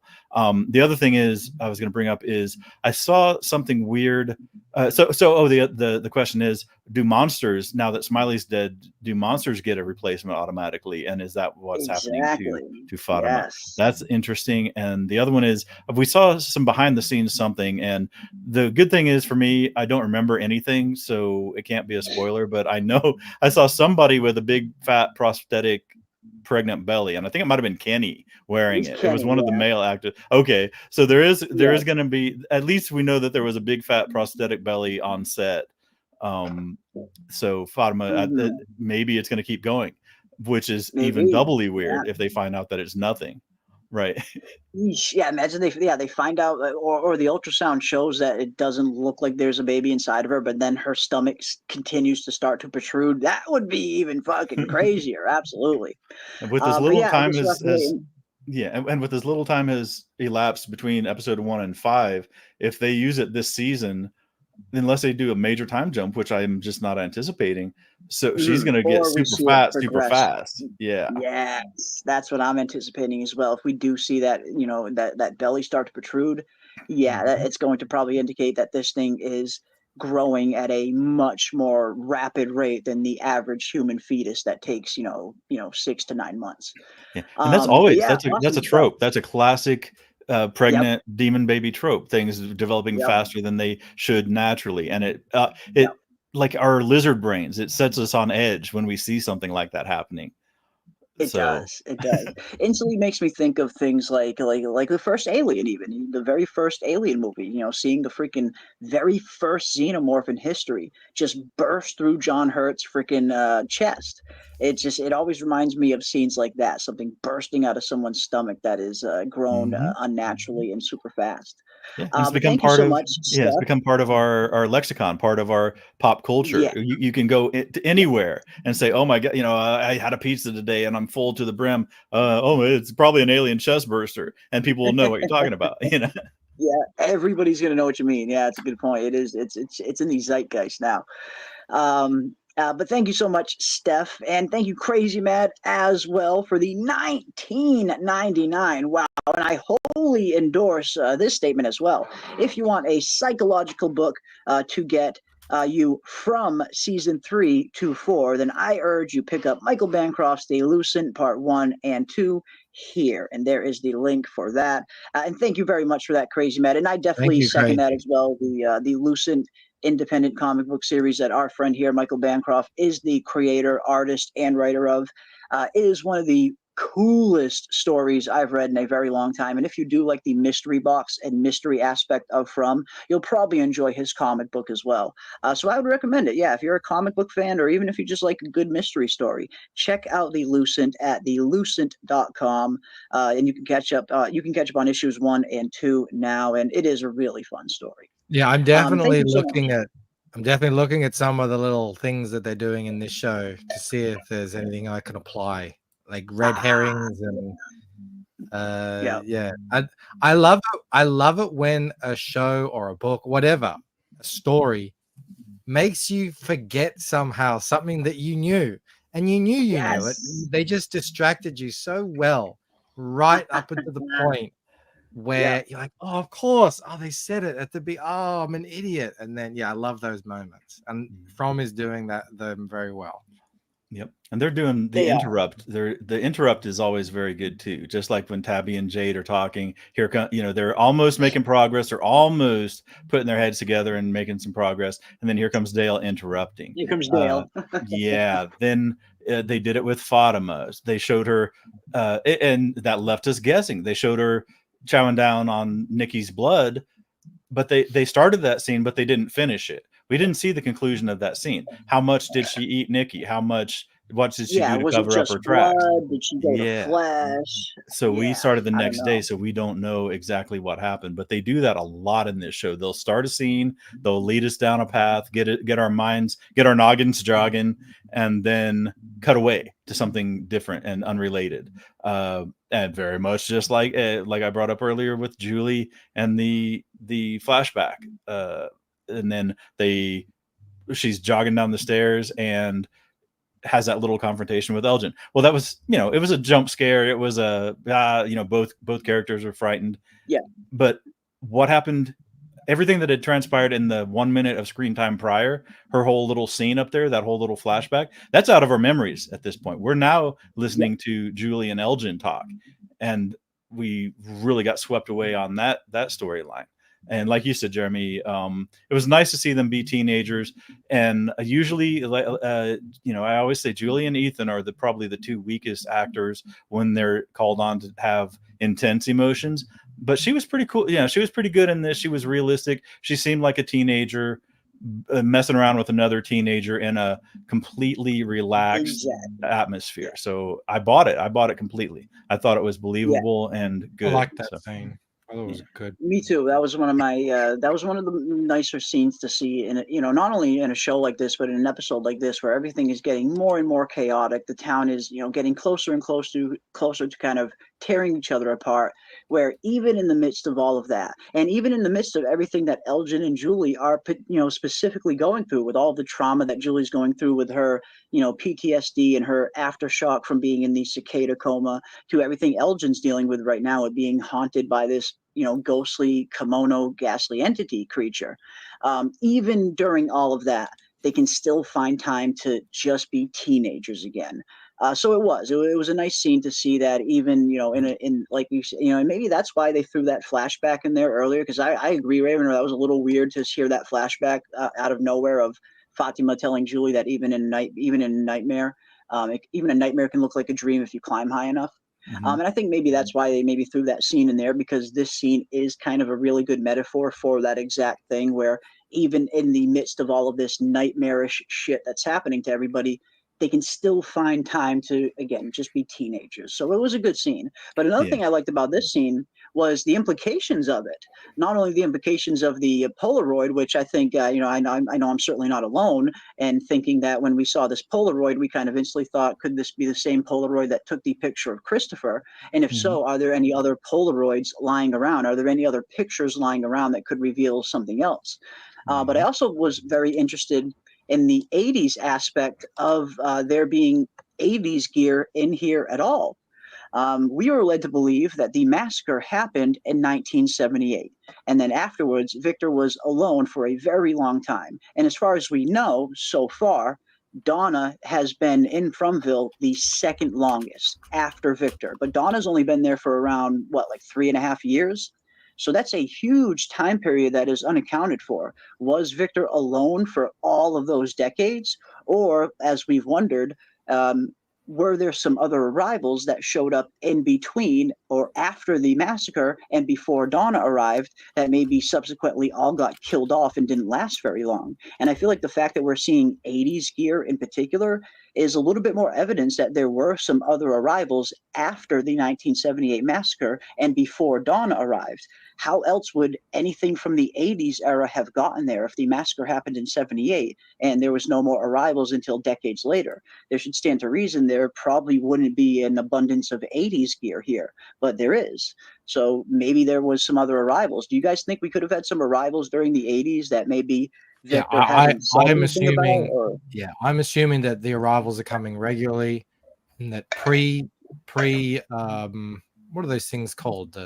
What are those things? The little stones that keep the monsters out. Oh, talismans. Talismans. I was thinking amulet. Anyway, pre-talismans, people were just dying left, right, and center. Yeah. And you really had to know what you were doing, where to hide, and how to hide, and if you didn't, then you were pretty much dead either that night or that week. And then he would just probably go around collecting, clothing or objects from cars, and that's how it would have been for a long time. It's interesting. Because we were led to believe that Victor was on his own for a very long time, and the boy in white was kind of the only thing that helped him survive. But now we're seeing evidence of people arriving at some point in the 80s. And yes, Victor says that 2 cars came not the same day as the massacre, before the massacre. Actually, the 2 cars arrived before the massacre. It was actually the 2 cars that marked the start of everything starting to go bad for Victor. So the 2 cars arriving back then, that happened before the massacre, not afterwards.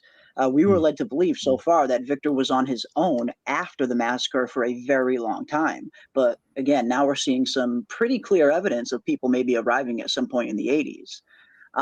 But yeah, just an interesting tidbit. Will we learn a little bit more about that? Was it just something for them to throw in there for some other reason that will develop later? Does Victor maybe not even remember some other arrivals that showed up in between the massacre and Donna's arrival? Or maybe has he just simply not said anything about it? Again, as we're led to believe that Victor was on his own for a very long time, it's hard to know one way or the other, but we are seeing at least some evidence of some activity in Fromville during the 80s. So hopefully we'll learn a little bit more about that. Yeah, this is going to be But let me take huge though, because Victor, I mean, Victor was closed off for so long, and Ethan made inroads into opening him up, and now that his dad's here, it might be setting Victor up for another heartbreak because he was closed off from losing so many people. But it's developing this character into like a feeling person again, somebody who is back in the community, rather than just being the creepy hermit in the attic of Colony House. They're bringing Victor back into being a person, kind of, and not a one-dimensional, closed off person. So they are kind of appealing. But man, if they kill Henry, it's gonna yank him. No, don't even say it. I've been so worried about that, especially now that they did have their reunion. I figured that they're probably not going to kill. I'm hoping anyway that they're not going to kill Henry off before they have the reunion. But now that they have had the Victor and Henry reunion, and it has been, just a phenomenal scene. Yes, now I am a little bit worried about Henry. I'm especially seeing the trailer for episode 6 in particular. That Victor is bringing Henry with him, of all people.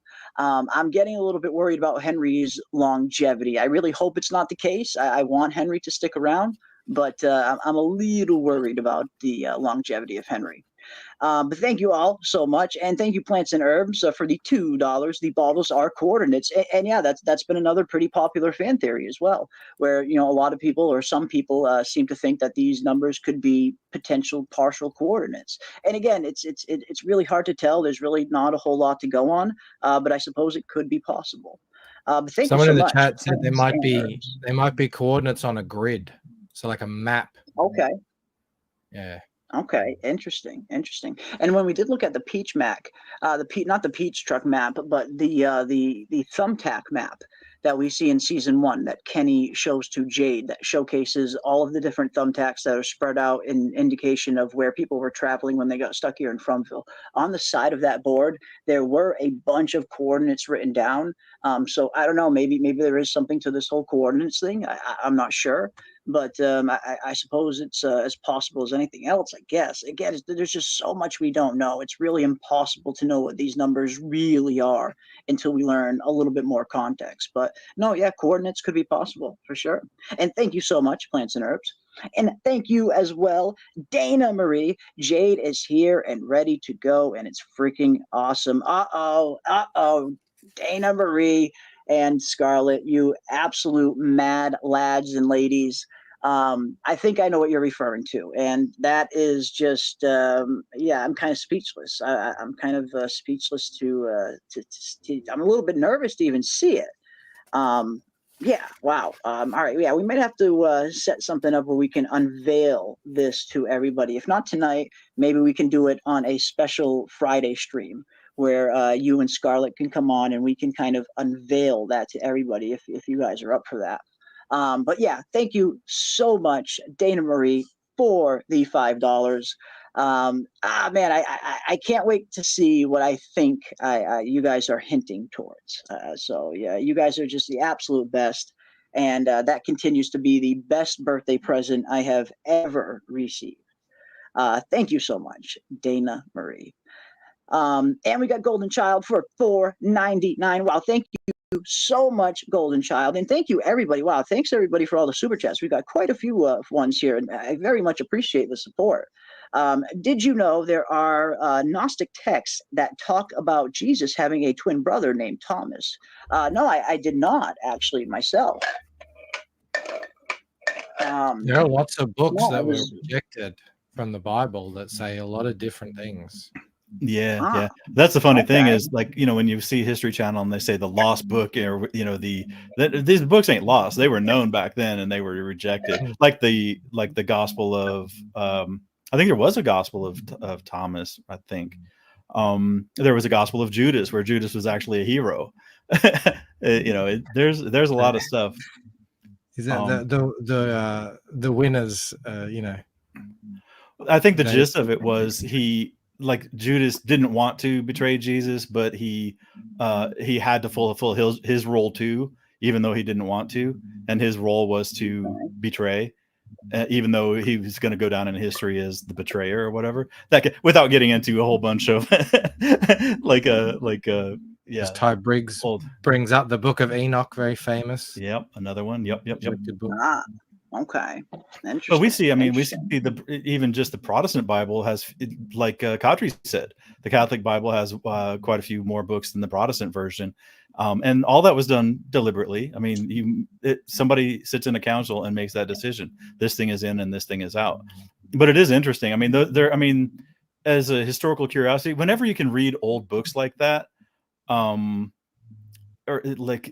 it has historical interest. I love reading old things like the papyrus in Pompeii, the stuff that was carbonized and stuff. They figured out a way to they can x-ray it so precisely they can see the imprints of the writing, of the ink and stuff, so they can figure out what these things were. So who knows, they're still in the process of reconstructing what these rolled up carbonized scrolls say, but you're literally reading stuff.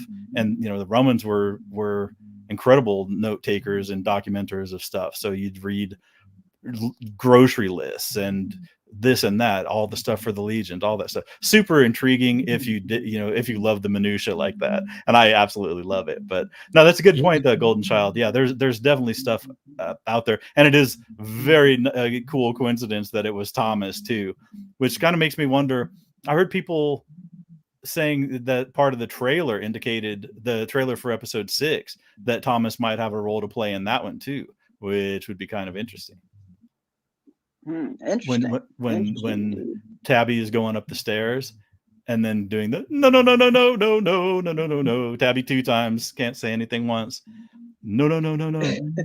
She's telling Ethan, don't come up there, because maybe she got a vision of Thomas, or who knows what's up there. It's in the broad daylight, so I don't think it can be a monster, but maybe it's on Gooey Kids. I was thinking on Cooey Kids maybe, or who knows, maybe we have been seeing that this weird Thomas voice has been plaguing Jim. Who knows that it might not come and visit Tabitha next. That's very possible as well. Because it's during the day. It's definitely not a monster. It definitely seems to be something a little bit more of the psychological entity variety. But I'm looking forward to seeing what it is. But no, thank you very much, Golden Child, for the $4.99. And this is what's great about these streams. I learn something new every time I go live, whether it's from Ravener or from the chat. It's always fun to learn some new stuff. So thank you very much. If you want to learn something new, Jeremy, indeed. They also just found a new chapter of the Epic of Gilgamesh, 6,000 years old. And what? And so there's going to be a new 6,000-year-old chapter that comes out before the next George R.R. Martin book. So that's he's really slacking there. That is awesome. No, I was not aware of that as well. And I know you're also a very huge fan of Gilgamesh, and I know it inspired some of your own writings to a certain extent as well. That's cool. Pretty crazy what they find, huh? Right. It is crazy, the things that they find all these years and decades and centuries later sometimes, or even thousands of years later. Like just recently when they discovered the ruins of Göbekli Tepe, which apparently it was just thousands of years older than any known human civilization. It really kind of just completely kicked the doors wide open on how old the human race really could potentially be. So it's very interesting to see the crazy shit that we are still discovering. I mean, you would think that almost everything would have been discovered. But then again, you look at how big this Earth is and how long it's been around. There's still probably so much shit out there that we have yet to discover. So no, that's awesome. Awesome stuff. I swear if there's any Sumerian sort of connection to From, I'm going to flip out. It's like, this is my favorite show ever. Because we still don't know. We still don't even know what this thing is. What is this town? What is this all about? What is it? What is it? Exactly. What the freak is going on? What is causing this? How did this Fromville town, place, pocket dimension, universe, whatever you want to refer to it as, how did it come to be? Who created it? Who's in charge of it? Because it clearly seems like some kind of sentience or consciousness is in control and is in charge of this thing. But yeah, hopefully we will learn a little bit more. The creator of the show did technically say, not technically, he did say specifically before season 3 started in an interview that in season 3, the quote unquote true nature of the town will come into focus. So I'm hoping that we're going to learn something definitive as to what Fromville maybe is, or something more about its true nature, hopefully. But thank you so much, Oblivion to Abyss, as well for the $10. Possibly the numbers could be could be a 4-digit grid. The numbers in the caves are markings of someone who wrote them down during the testing phase. Also, Victor's map is key, along with the forest changing. Interesting indeed. Yeah, again, there's I like some of the stuff that's on Victor's map. The Peach Truck map in particular is pretty interesting to kind of dive into. I mean, it's a little bit more rabbit hole-y stuff, a little bit more tinfoil-y stuff, not really anything definitive. But it is fun to kind of dive into that map every once in a while and see what kind of clues and Easter eggs you can maybe find. But no, yeah, I mean, who knows? Maybe they could potentially, as you said, be some kind of 4-figure grid coordinates. Maybe, who knows? Who knows? Again, hopefully we'll learn a little bit something more about these numbers in these bottles, and I get the feeling we are. I mean, considering how big of a part they're playing so far in season 3, we're seeing these bottle trees again. We're seeing multiple characters take these numbers out of these bottles. So hopefully we'll get some more kind of definitive, some more data point to go off that gives us something concrete as to what these numbers might be an indication of. But thank you so much for the $10. I got to hand out a bunch of woes. Awesome stuff, guys. Wow. If Boyd's blood's transfusion, it's Boyd's blood transfusion that's killing Fatima. Interesting. Plants and herbs. And yeah, I mean, I did a tinfoily theory video on this way back, early during season 2. Not early during season 2, but right after that episode, where, you know, there's just so much about that weird worm entity that we still don't know. I am starting to feel like it's less likely now, but right after that scene happened, I was very much convinced that we were going to see that Boyd pass something on to Ellis, and that Ellis maybe pass something on to Fatima and to the baby after she was already pregnant in turn. Because again, it just seemed like they were maybe setting something like that up. I mean, we saw the transfusion happen. We had no idea if this weird worm entity was fully released from Boyd's blood, because again, we just know nothing about this weird foreign parasite. Is there any way that there's some small trace could have been left in Boyd's blood when he gave Ellis that transfusion? And in turn, could Ellis have infected Fatima after she was already pregnant? Because the transfusion did happen after Fatima had already found out she was pregnant. But if Ellis did get if Boyd did pass something on to Ellis, there's still definitely a possibility that Ellis could have passed something on to Fatima after she was already pregnant, and it is now infecting the fetus. So who knows? I mean, again, I definitely had a similar mind during season 2, and if you guys want to check that video out, it is still up on the channel, the Fatima monster baby theory that I did a while back. But yeah, I don't know. What do you guys think? You think that we have seen the end of the whole worm storyline, or do you think there might be some slight chance that Boyd passed something on to Ellis? Michael? I had forgotten about the worms. I was like, what? Oh my God. Yes, that was a big thing. Yeah, I think they probably got passed on. I imagine. I hadn't really been thinking about it. It's just so this is what I'm saying. They distract you. You have things, and then you know things, and they distract you, and you forget about them, and then you're reminded of them later. So yeah, I'll leave that one up to you guys. I hadn't even thought about the worms in forever. Man, I thought they were gone. I mean, we were all peering at that piece of tubing as the blood was going into Ellis. We were all looking, trying to see if we could see if they CGI'd a little squiggly worm, you know, that happened to be hitching a ride into Ellis. We didn't see any indication of that happen. We didn't see any indication after the fact of Ellis, other than the fact that he healed supernaturally quickly, but he healed supernaturally quickly from taking a header off the porch of Colony House too. True. I would have said that it's put to sleep and the worms are dead and buried as a plot line, but here we saw the goddamn cicadas again. So the cicadas are still, if the cicadas weren't in play, which they've made a few token appearances saying we're not gone, we're still around. So it wouldn't surprise me. Again, we haven't seen the slightest inkling of a hint of a squiggle or anything of a worm that the worms are still around. But I can't.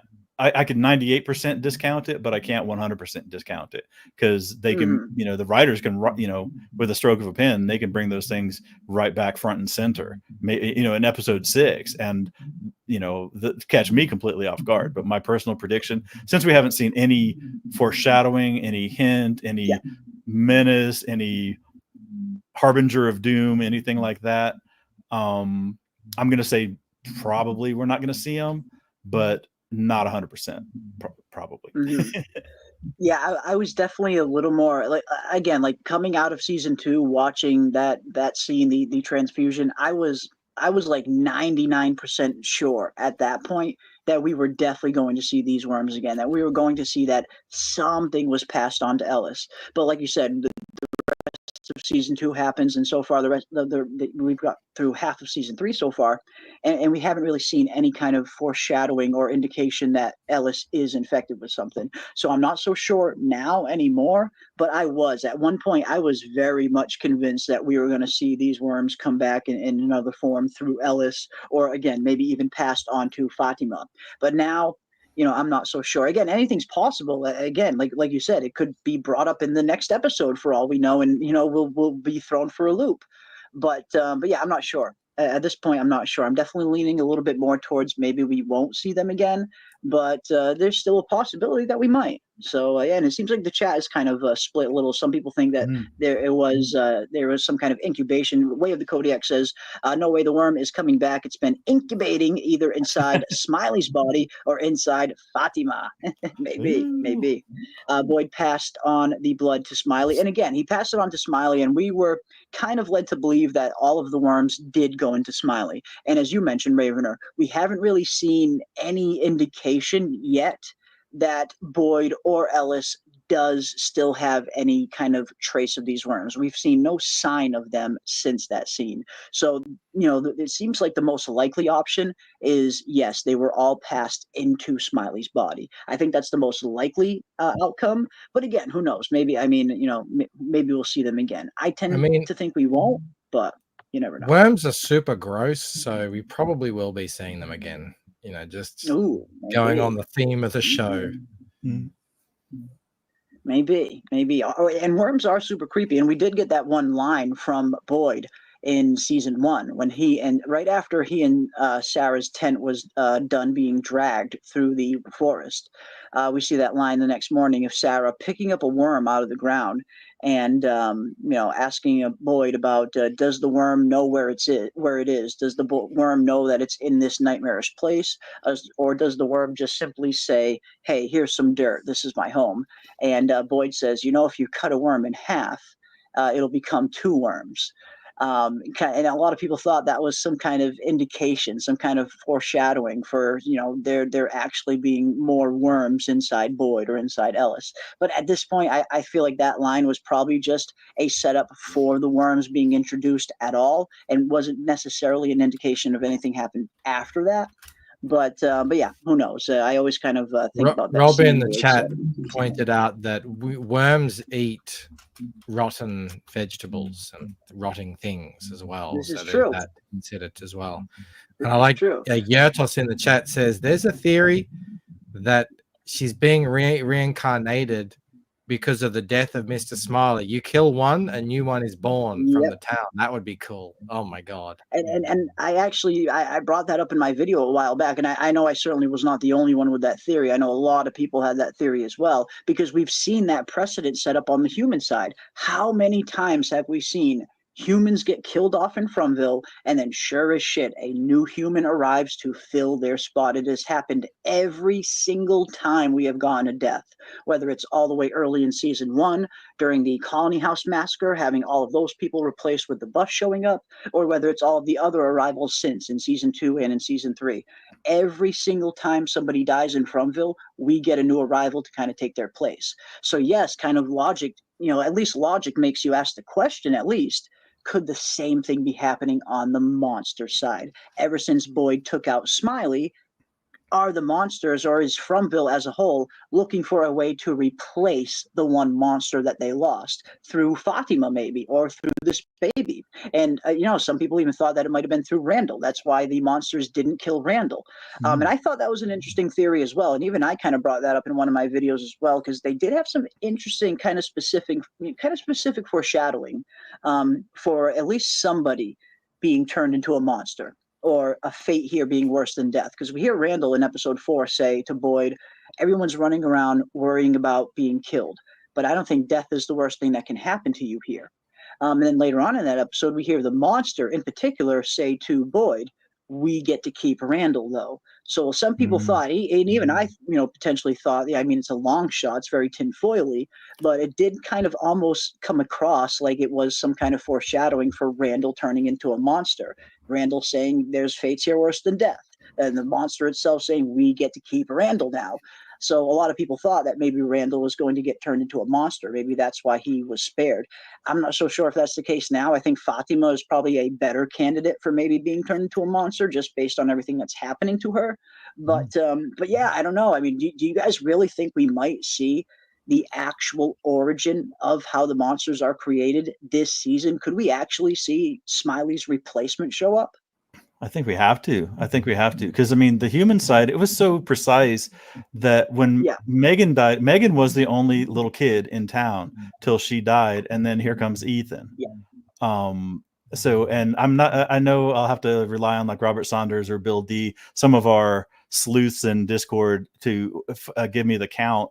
Are we +1 now that Dale's dead? Are we -1? Are we going to get another person, yet another newcomer? Because we had people come in, we had people who die immediately, like the EMTs. So it does take some doing to keep track of. That's one facet of the show I haven't kept up completely on, the ins and outs of who's in and out. But it stands to reason that the monsters have to maintain their numbers as well. I don't know that they even considered the possibility after all these years that it's possible for one of them to be killed. But again, that would make an awesome ultrasound if like people were saying, maybe in the ultrasound she is turning into a desiccated, there's no baby, or maybe there is a baby. Oh, by the way, your liver is 2/3 its normal size. It looks like you have no liquid inside of you whatsoever. Ultrasound requires fluid to be bouncing off. Maybe that's what's happening. Ultrasound requires to be bouncing off a fluid, and there ain't no fluid in you, so I don't know. And the ultrasound just doesn't see anything. Maybe it just can't read her body. That's interesting. I like that, Raven. Because we're all expecting to see either a baby, a twins, monster baby, or maybe that she's not pregnant at all. But what if the ultrasound can't even kind of get a reading on her? That's an interesting possibility too. And welcome, Rob, the replicator. Good to see you, my friend. Yo, what's going on, guys? What is going on? I don't think that Fatima will give birth to a monster, because I just think it's what's your take on this whole thing? I think if someone thinks something's going to happen to Fatima, like the baby's going to be a monster or she's going to be a monster, it's more likely her, just because how would you make an army of monsters in the first place if you all had to give birth to a monster? It seems unrealistic to me. True. I mean, because we've all been wondering what is the mechanism of how these monsters were created. I mean, we get a little bit of small hints, a potential foreshadowing that they may have been human before they became monsters. Whether or not Jasmine was telling the truth remains to be seen. I mean, she easily could have just been manipulating 70s porn stash dude into saying that it wasn't her choice to become this. But then we get this scene of Christy here, this autopsy scene in season 2, and Christy seemed to think that these things were maybe potentially human at one point. They have all human organs inside them, but again, it was all desiccated and shriveled up and dried up into nothing. But yeah, I don't know. I mean, again, it's. I feel like it'd be very weird if monsters were created by being born, like actually being birthed out of someone's womb. I feel like Fatima turning into a monster would just be a little bit more likely. Because then again, what are you going to have? Like a baby monster running around that needs to grow up and mature and age? Like, how does the mechanism for that work? What are the logistics of a baby monster? Does it grow up fast? Does it grow up, at an accelerated rate, but still is kind of this baby monster form running around for a little while? I do feel like if they are going to go the route of turning a human into a monster this season, Fatima herself turning does kind of fit just a little bit better, in my opinion, but who knows? It's really hard to tell. Yeah, and the monsters are all different ages as well, so that lends to that theory as well. Michael Deitcher points out in the chat, remember, Fatima can't hold down even water. Yep. So that would tie into the idea that she's drying up inside as well. Could be. Could very well be. Yeah, man, great stuff tonight, guys. Great stuff indeed. We also got Miss G for $5 as well. Thank you so much, Miss G. Camera took a pic of Kenny's mom. It was on the oh yeah, that's right. That's very true. We did see that picture of Kenny's mom. And it almost looked like she was in that favorite dress her and Sarah that Sarah was talking about as well. So it seems like they do have some other kind of camera there. But maybe who knows? Maybe that was that same Polaroid or a different one. So yeah, we have seen some other pictures that have been taken in the in the town. But yeah, hopefully again, maybe we'll see some other Polaroids lying around that again could maybe give us some some other answers, some other clues. We see that one Polaroid we found in season 1 was in that book that Jade found, the book that Tien Chen actually gave to Jade, which we see the first picture of Christopher and young Victor in the background. Maybe we'll find some other Polaroids that will give us some other hints or clues or some other kind of small reveal maybe. And thank you so much for the $5. Just on just on the Fatima baby thing again. I think if she does give birth to like a monster, I don't think it'll be one like we've seen. It'll be some sort of hybrid new monster. That's all. Oh, okay. Because yeah, I've always wondered if Fatima is giving birth to some kind of monster, is it going to look like these monsters? Is it actually going to have fangs and claws and all of that, like the interesting foreshadowing we heard from Ellis in season 2, where he was constantly having thoughts of the baby being born with fangs and claws? Or is it going to be a little more subtle? Will this baby actually look human, and then we'll start to find out slowly that it's a little bit more than human, a little bit supernatural aspect to it? Or will it look flat out monsterish? Who knows? I don't know. Suf Lenny says for $2.79. Thank you so much, Suf Lenny. Fatima was worried about pregnancy in real life. Interesting. What, the actual actress herself? Or no, I think Fatima? he means in before From. Yeah. It might have something to do with like being in the town has something to do with what you were doing before. We've seen that before with the doctor's girlfriend, and now with the dad of Victor and the family. The sort of the main family now. They were basically going to get a divorce, essentially. Getting a divorce. Yeah. Forced together here. It's like there seems to be some connection. Yeah, no, I could see that maybe. Yeah, maybe, like if Fatima had this kind of fear of getting pregnant while she was in the real world, is that maybe why she's getting this pregnancy thing happening to her here now that she's in Fromville? Maybe. Yeah, I mean, who knows? Again, we see that reaction from Fatima when she does find out she's pregnant, and again, it did not look like she was happy. It looked like she was very terrified. Even she just didn't look thrilled at all when she was telling Donna in that greenhouse scene that she was pregnant. Nothing about her showed any indication that she was happy about this. And then all we get is that one line from her saying she was told she couldn't get pregnant, but we don't really know what that means. And there's been a lot of fan theories around that, stating, is she just barren, or did she have some kind of hysterectomy? Like, what exactly led Fatima to believe she couldn't get pregnant? I don't know. Who knows? And did Fromville, is her being here in Fromville the reason why she was able to get pregnant here and not in the real world? We have seen that this place, for some characters, not for all, but for some characters, this place does seem to have some kind of healing effect, or people heal a lot faster here than they do in the real world. Whether it's Ellis healing practically overnight from being stabbed in season 2, whether it's Ethan healing super fast after being impaled through his leg, or whether it's some other characters healing incredibly slow, like Jim still having a little bit of a limp 3 seasons in from a nothing little knee injury that he received at the beginning of season 2. So yeah, there's been a weird kind of healing aspect to this show where some characters benefit from it and some characters don't. Could Fatima maybe have been healed in some kind of way, and maybe that's how she became pregnant here in Fromville? I don't know. I don't know. We got Salt for $5 as well. Thank you so much, Salt. Well, I'm ready to compete for a talisman to ward all that off. LOL. Yes, indeed. And actually, well, thank you very much for reminding me. Yes, we have had some people donate some interesting things to the channel, including our very own Nick L., who has 3D printed some of these awesome 3D printed talismans. And we are going to be giving these away this week, actually, on our next Sunday stream. I believe we are going to be doing it. And Nick L. provided some interesting 3D printed talismans. We're going to be giving away some here and some on Scarlett and Dana's channel. It'll be a two-part giveaway, 2 nights, Sunday and Monday night. And yeah, anybody who wants to win a talisman, everybody will have a chance to do it. Some of them are just going to be random giveaways. Some of them will have some trivia attached. And yeah, this just is a very small way of us saying thank you for all of the support you guys have shown us all year.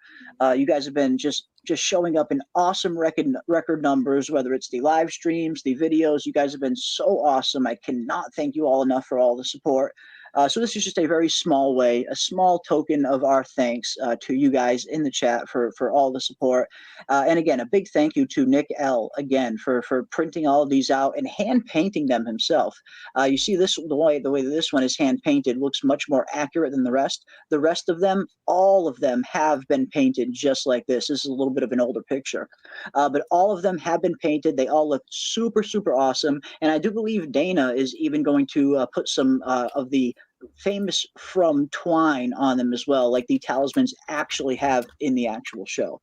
So awesome, big thank you to yeah, right, this is super generous of Nick to offer these up for a giveaway for the channel. That's going to be a conversation starter when you walk into someone's house and they've got a talisman.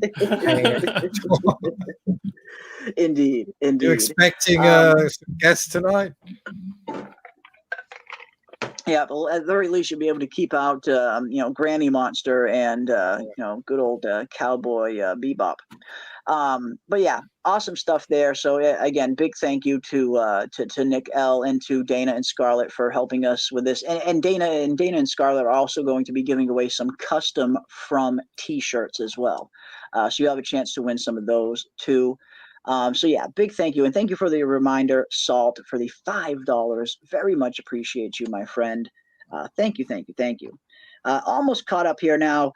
We got Chocolate Beauty. Thank you so much, Chocolate Beauty, for the $5. They might have turned Randall into a monster to replace the monsters. And yeah, there it is. Yeah, again, it crossed my mind as well, Chocolate Beauty. Again, when we hear that very specific kind of weird foreshadowing, both from Randall stating that there's fates here worse than death, and then from the monster herself saying, we get to keep Randall, though. Why are you keeping Randall if you're just going to slash his face and then throw him back on an ambulance? I mean, that's not much of a keep. It's more like you borrowing Randall. But no, yeah, the thought at least crossed my mind that could they have been foreshadowing some kind of weird fate of Randall being turned into a monster? I don't know. Maybe. We'll see. Would you really want to turn Randall into a monster and have to hang out with him for the next 200 years? I mean, I was going to bring this up, though. Now, Randall... Yeah, I was going to bring this up about Randall, though. I mean, he took some damage to his face and stuff, but he was writhing in pain in that bed a lot. Do you guys think there was more to it than just some facial wounds? And boy, was he mad at Boyd. Seeing things or experiencing visions. Yeah, it seemed like he was going through something right there. Like again, yes, the face wound was pretty bad, but it was by no means that bad. The way that he was just writhing in that bed, Now, was that, was there something a little bit more to that? Is Randall actually going through some sort of change, maybe? Or was it maybe that Randall was just kind of being plagued with the cicada things? Was he kind of remembering some of his time in the cicada coma and was subconsciously reacting to that? Was he having some kind of nightmare, maybe? I don't know, but like you said, you bring up a good point. He was writhing a lot in that bed just for a simple face wound. Yeah, and like she said, like what we'll find out is if they did turn him, or if he's on the path, almost like the baby, even Fatima's baby. If it's really going to become a monster, even if it is demonic, maybe at some point in its development, then the talismans start working. Same thing might happen to Randall. Personally, I think Randall is going to be the anti-Boyd faction, and after getting kind of browbeaten 2 episodes in a row, I think Acosta is going to join Randall's faction, the anti, because Boyd just did nothing to make Acosta his friend. So Acosta is going to go where any port in a storm, and this port might be Randall. And that might be the beginning of the anti-Boyd faction, or a separatist faction. Maybe they'll go out to Cannibal Village and live out there amongst each other, away from, because maybe they got, because Randall Boyd, I know Jen loved the scene where Boyd was yelling at the townsfolk after Dale was in the wall. She's like, I'm trying to keep you alive. She loved it too. And the thing is, though, maybe there are still going to be a contingent of the townsfolk, especially the colony house people. Maybe they weren't super cool with, they were under Donna the whole time. Maybe they weren't cool with being under Boyd, and maybe they don't like being talked like that. Maybe there's more contrarians than just Dale. Even Clara spoke up. So maybe there won't be just Randall and Acosta. Maybe there'll be, they've got room. If you fit 2 people in, or 4 people per cabin, you can get up to 8 townsfolk moving out to Cannibal Village. Maybe you could drive the bus out there. Yeah, maybe they decide, well, why the hell are we allowing you guys to come and get our vegetables that are growing out here naturally? Maybe there's going to be a split, like a real schism like that. We saw. I'm hearing echo. I don't know if anyone else is, but big time echo somewhere. It's Bancroft for sure. Yeah, it's always him. Aha. Hot mic for Bancroft. That actually leads to the question of Bacta. Bacta kind of spoke up against Boyd. I was wondering why they did that, because they did it earlier when she was taking over the diner after Chin Chin died, and I was joking about it being a proof of life. Just, hey, I'm still exist. Here's one line from me, or one short scene. But then she spoke up, and it kind of made me wonder, because the line she got in the diner was talking about, like I think Jim said Tabby's been through a lot, or somebody said Tabby's been through a lot, and she's like, we've all been through a lot. Like, Bacta, you've been through the least amount of anybody. You and all the bus people, minus Randall and Mari. Yeah. But what happened was that set the stage for their reconciliation, or her tender moment with Boyd up on the bus, which was another one that was really pitch perfect. Some of the, just like Julie and Ethan, sometimes Bacta wasn't exactly the most dynamic actress, but she did good in this one, and she really did kind of like go over to Boyd's side. So I think they might be developing different factions, different people with different sets of loyalties. To be drawn, maybe. And the funny little throwaway, another throwaway that we see,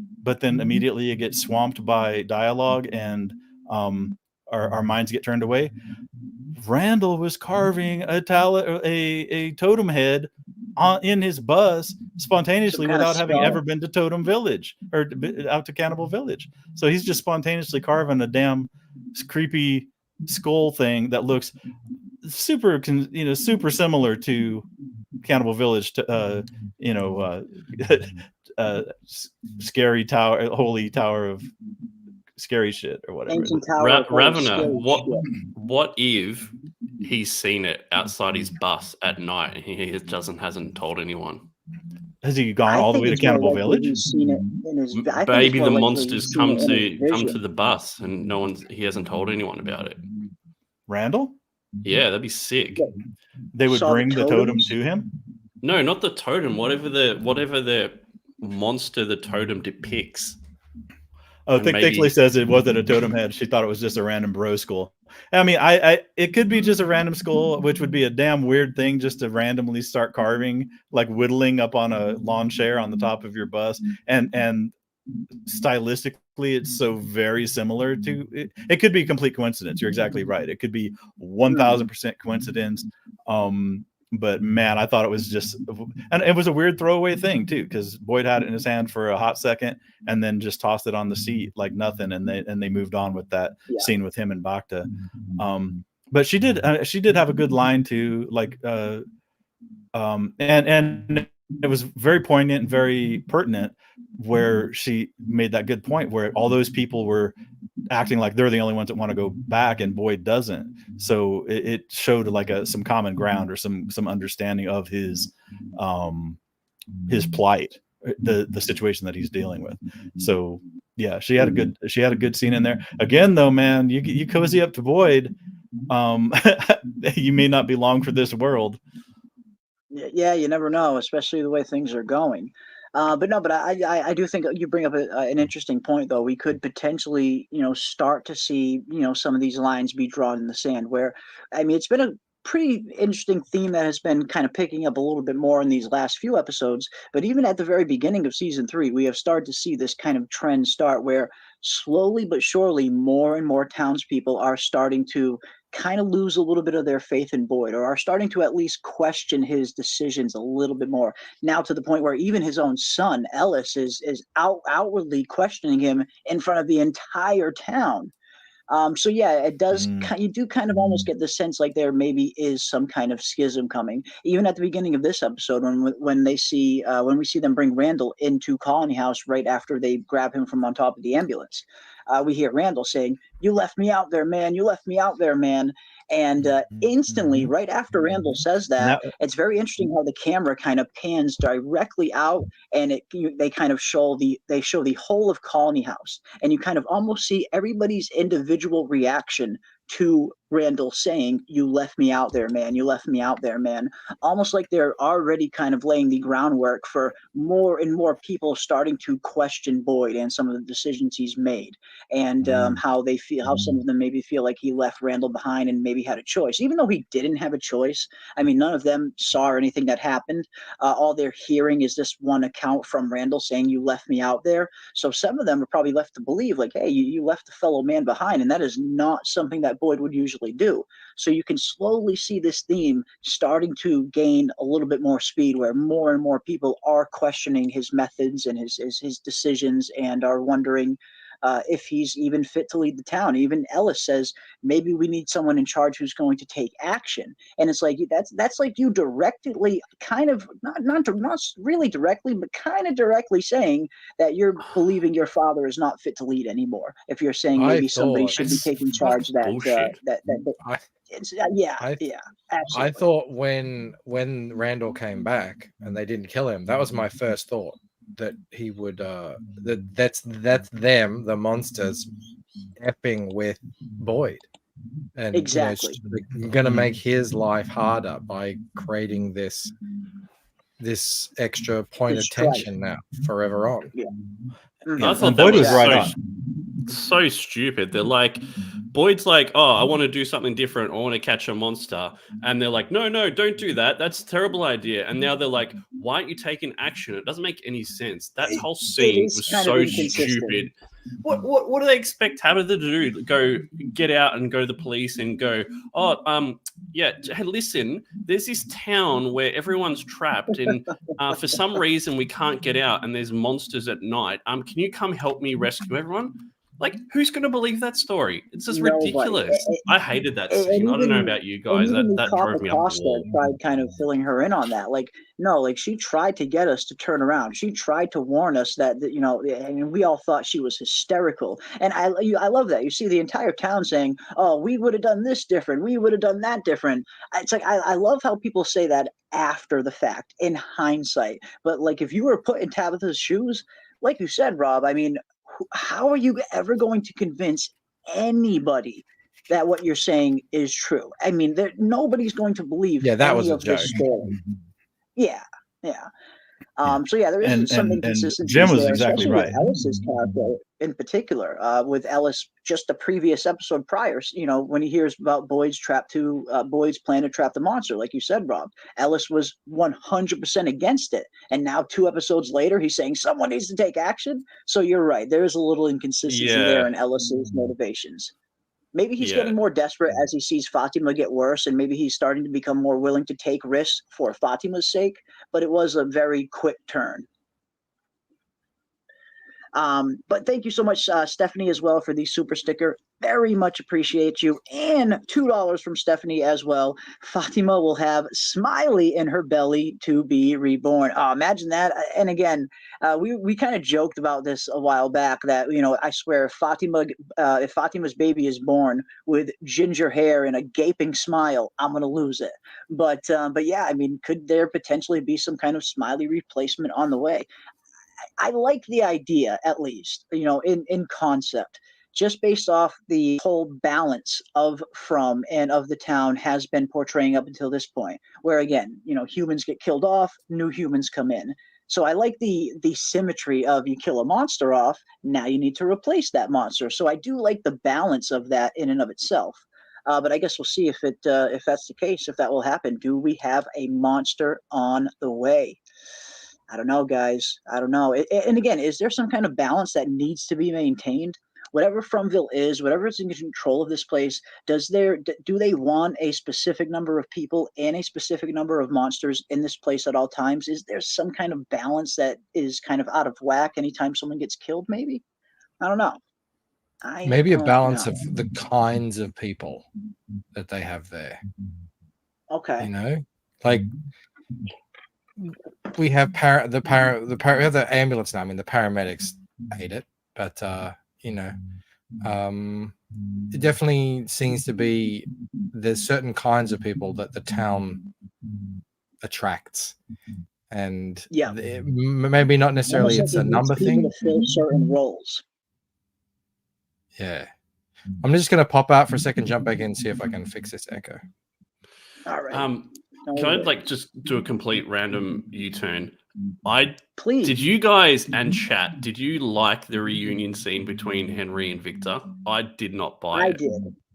I loved it actually. I thought it was just played out very well, and maybe it was just because of the acting performance in particular. I really did like again, anytime I see Scott McCord on screen, like what he has done to craft this character of Victor has just been nothing short of amazing in terms of just pure acting skill. Because you hear Scott McCord talk in interviews and stuff. He's like the coolest, most down-to-earth, regular random dude you'll ever hear talk. And then you hear him as Victor. And it really is, it's like he just slips into the skin of this character so freaking well. And the mindset of this character so well. So from an acting standpoint, this was one of the better acted scenes I've seen in the entire series from Scott McCord and from Robert Joy as well. Both of them played the scene very well. But I love the scene.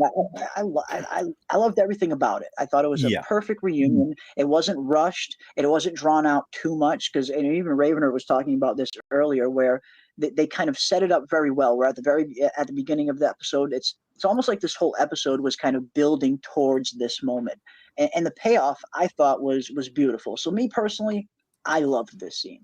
It must just be me, man. I thought Victor was great. I didn't buy the dad, man. Like, I think like if you haven't seen your kid for 40 years and like, you know, people have accused you of killing them and doing stuff for it. You've had hope that you've buried deep inside.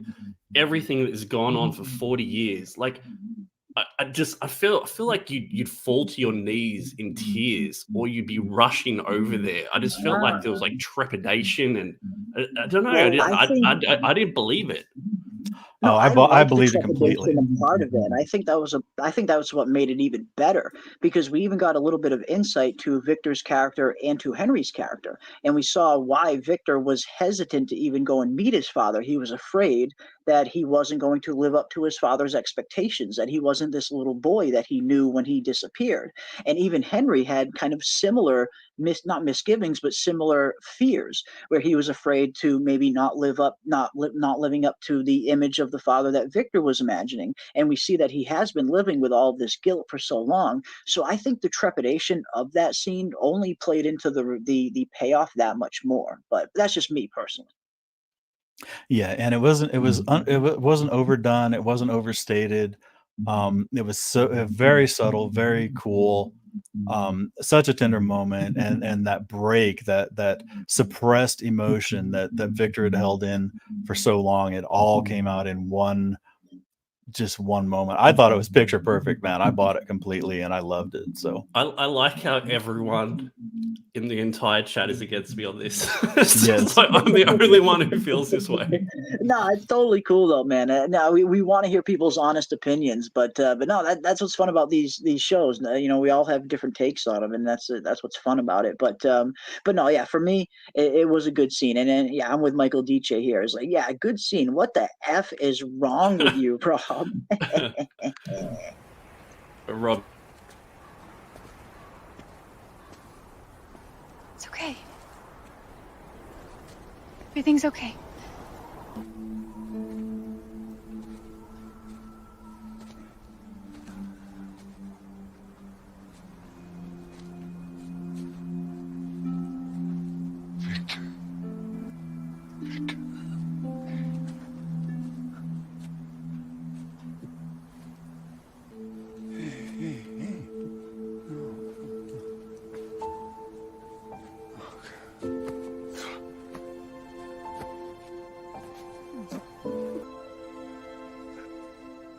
Know how to get home. I didn't know how to get home. It's okay. It's okay.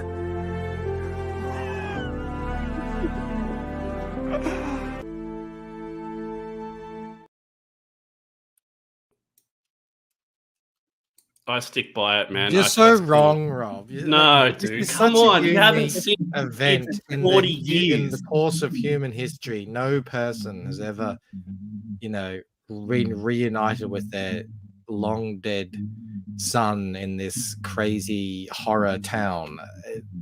I think just like a straight stare of disbelief and like complete and utter, it was too much for one person to handle, and he was just stuck staring at him. Remember, this is the first time he's seeing his adult son as well. He didn't need to be like spit everywhere and bowling. And I noticed you didn't highlight Angela agreed with me, Jeremy. Just throwing that out there.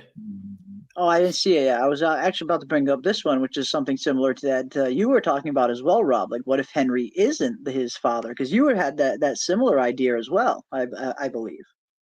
Yeah, and I was thinking about that, man. I'm like, I'm glad I was wrong, because like whatever this show, like whatever happens in this show, like it's cool to get like little bits right here and there, but I don't want to see whatever happens coming, like I want to be shocked. I want to be surprised. Yes.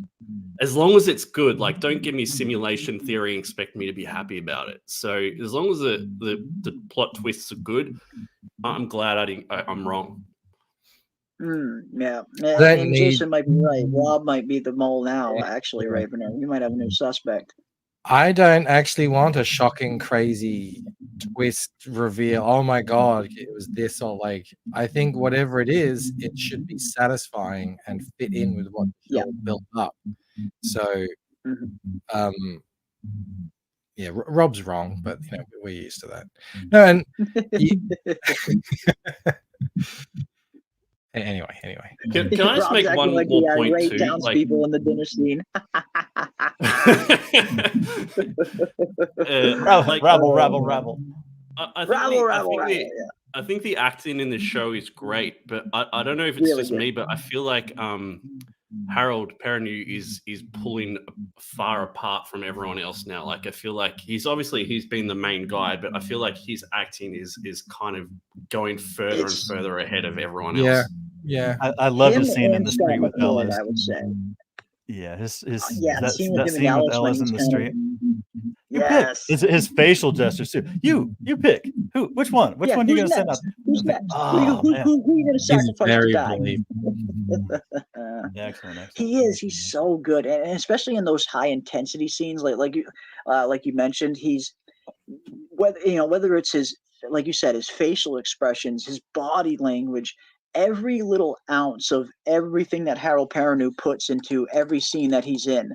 The guy really does give 110% in every little scene, whether it's a small scene with minimal dialogue, where it's mostly just body language and facial expressions, or whether it's a full-on monologue scene like this, where he's kind of just venting and breaking down a little bit to these people to try and get through to them that, like, hey, I'm trying to save your freaking life here. He really is, again, when I think of just top-notch acting, for me, Harold Perrineau he brings it to every scene he was in, and Scott McCord. I feel like Harold Perrineau and Scott McCord are probably the two strongest actors on the show. Yeah. Okay. All right, who's next? Huh? Still want to go to the tree? Huh? You think I want to do this? I am trying to keep you alive. Don't you see that? I can't help you if you don't let me. I can't.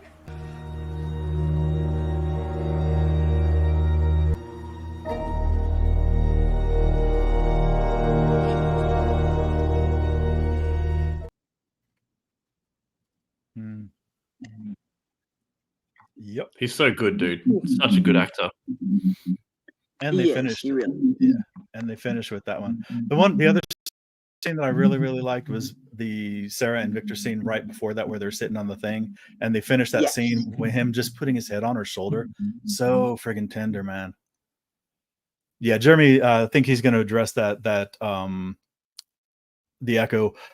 Yeah, man, that scene where Victor and Sarah, and again, this is the second episode in a row where like Sarah was trying to advise Victor or comfort him, and he's like, you're bad at this or whatever. There's kind of burns to her.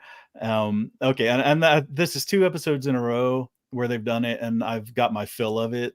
So I hope they don't keep going with that, because it's funny that he's being very direct and straightforward and kind of tactless in a childlike, like charming kind of way. But I've kind of had my fill of that. That's another thing, though, man. I think they're working on Sarah's redemption arc, where she's like, even she said she'd do anything to feel like a good person again. And she thinks, Victor, I think you're a good person. I'd do anything to feel like a good person again. And I think that especially since she's no longer the hotline to the spirit world, they haven't really played that angle with her. Yeah, that kind of all died little out, while. unfortunately. Yeah, which means that her utility in this world is almost nothing. So her and maybe Bacta's still behind Sarah on the Deadpool, but I think Sarah's going to be one of the beloved characters that's going to meet her demise. Sarah, that's an interesting choice. I gotta say, I didn't really consider Sarah to maybe be one of those beloved characters that gets killed off. But yeah, I mean, you might be right. Maybe Sarah is the next one that's going to go. And that's another thing. I mean, and I'd love to get everybody's opinions on this as well. I know we've talked about this a lot, but every time we get a new episode, you get more foreshadowing for other events. Where we are right now, who do you guys think the other beloved character that will get killed off in season 3 is going to be? Because again, we did hear very clearly from Jeff Pinkner that we are going to be losing a few of our most beloved characters. And so far, we really only lost Tien Chen that you can consider beloved. Dale and Nikki were very much secondary characters, or even not even secondary characters, sometimes background characters, really. Definitely can't really consider them beloved. Who do you think the next beloved character to go is going to be? I mean, you guys heard me earlier. My argument for maybe Christy, but yeah, Ellis. Mike, you think Ellis? Yeah. I hope it's Fatima. She's annoying. I think I don't see her being set up. So is that girl's name Sarah on the screen here? Yes. Yeah, that's Sarah. Okay, yeah.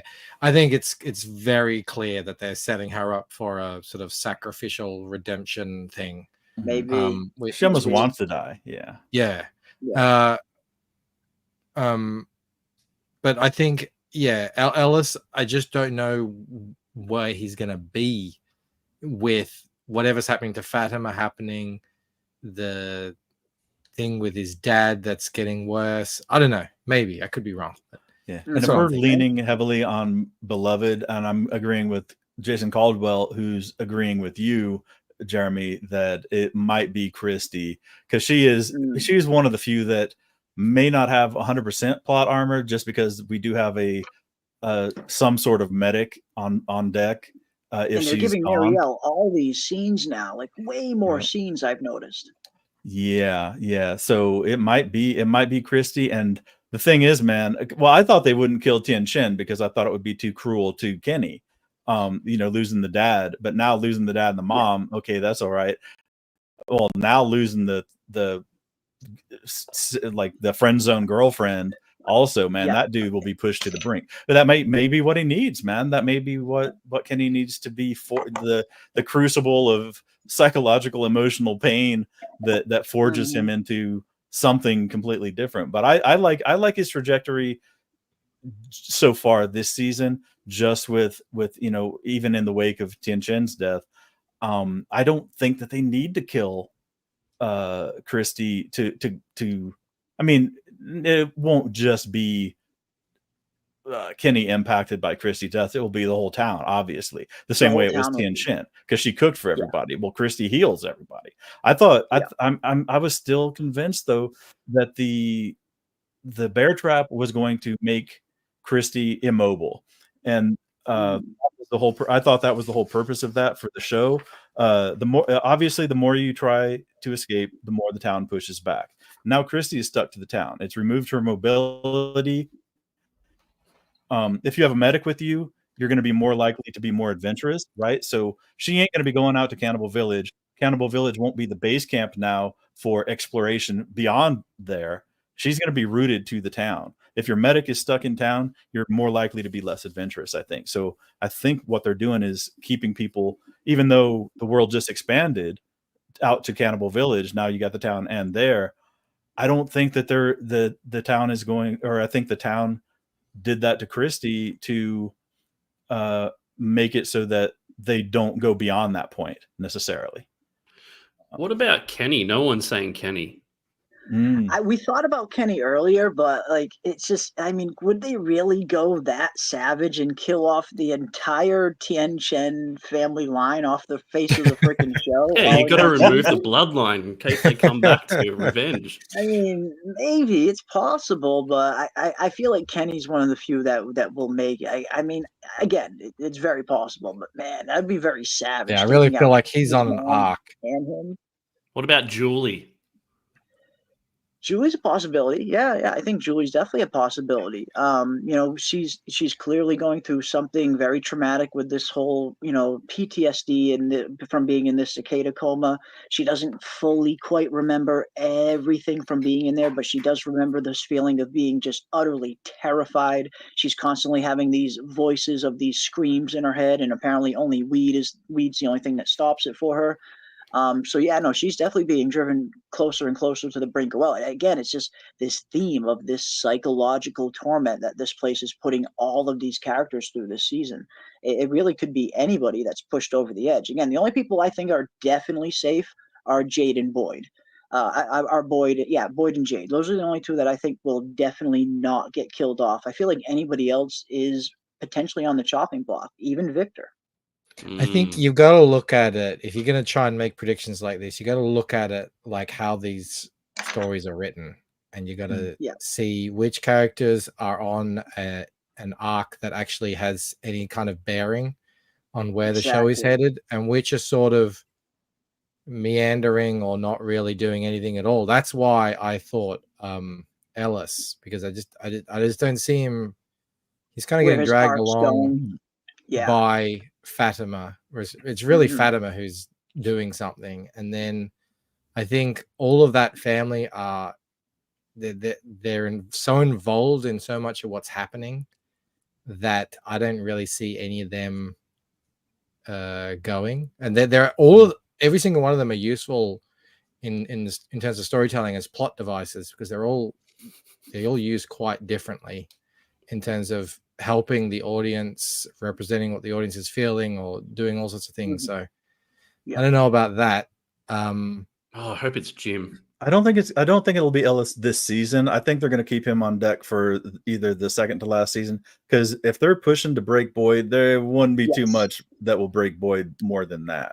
But I think that I don't see it happening this season. Maybe we'll lose possibly Sarah, possibly Christy this season.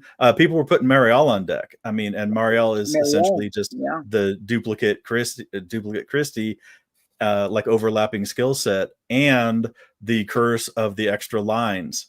And she's kind of redeeming herself. She's no longer the junkie where people wouldn't care about her. She's actually being good and nice and a positive influence on people in the town. Dead. D-E-D, dead. Yeah, but I mean, that's the whole beloved thing. I mean, I don't think anyone likes her. Yeah, well, and that's the thing. Woodrow brought this up earlier in the chat as well. When Jeff Pickner is saying beloved, what are they referring to? Are they referring to beloved by the writers or beloved characters from the fans? I tend to think they were talking more about the people that the fans consider beloved, but it's really hard to know. I mean, it seems like it was a little bit more geared towards fans, beloved characters, though.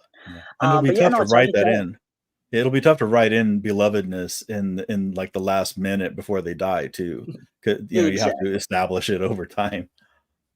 Yeah, and that's what leads me to believe it's going to be one of the core characters from season 1, like one of the characters that started the show off on, like a Sarah or a Christy or a Victor, like one of the original cast members.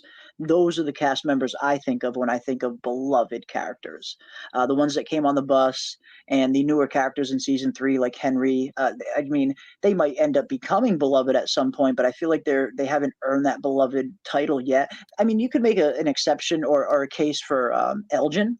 In terms of the new characters that came at the beginning of season 2 on the bus, I feel like Elgin is probably the most well-liked out of all of the bus characters. So you can make a case for him being considered beloved, but I don't think he's going anywhere anytime soon. I feel like, he's still got that whole kimono monster storyline to play out. So I don't feel like they're going to kill off Elgin until he at least completes that.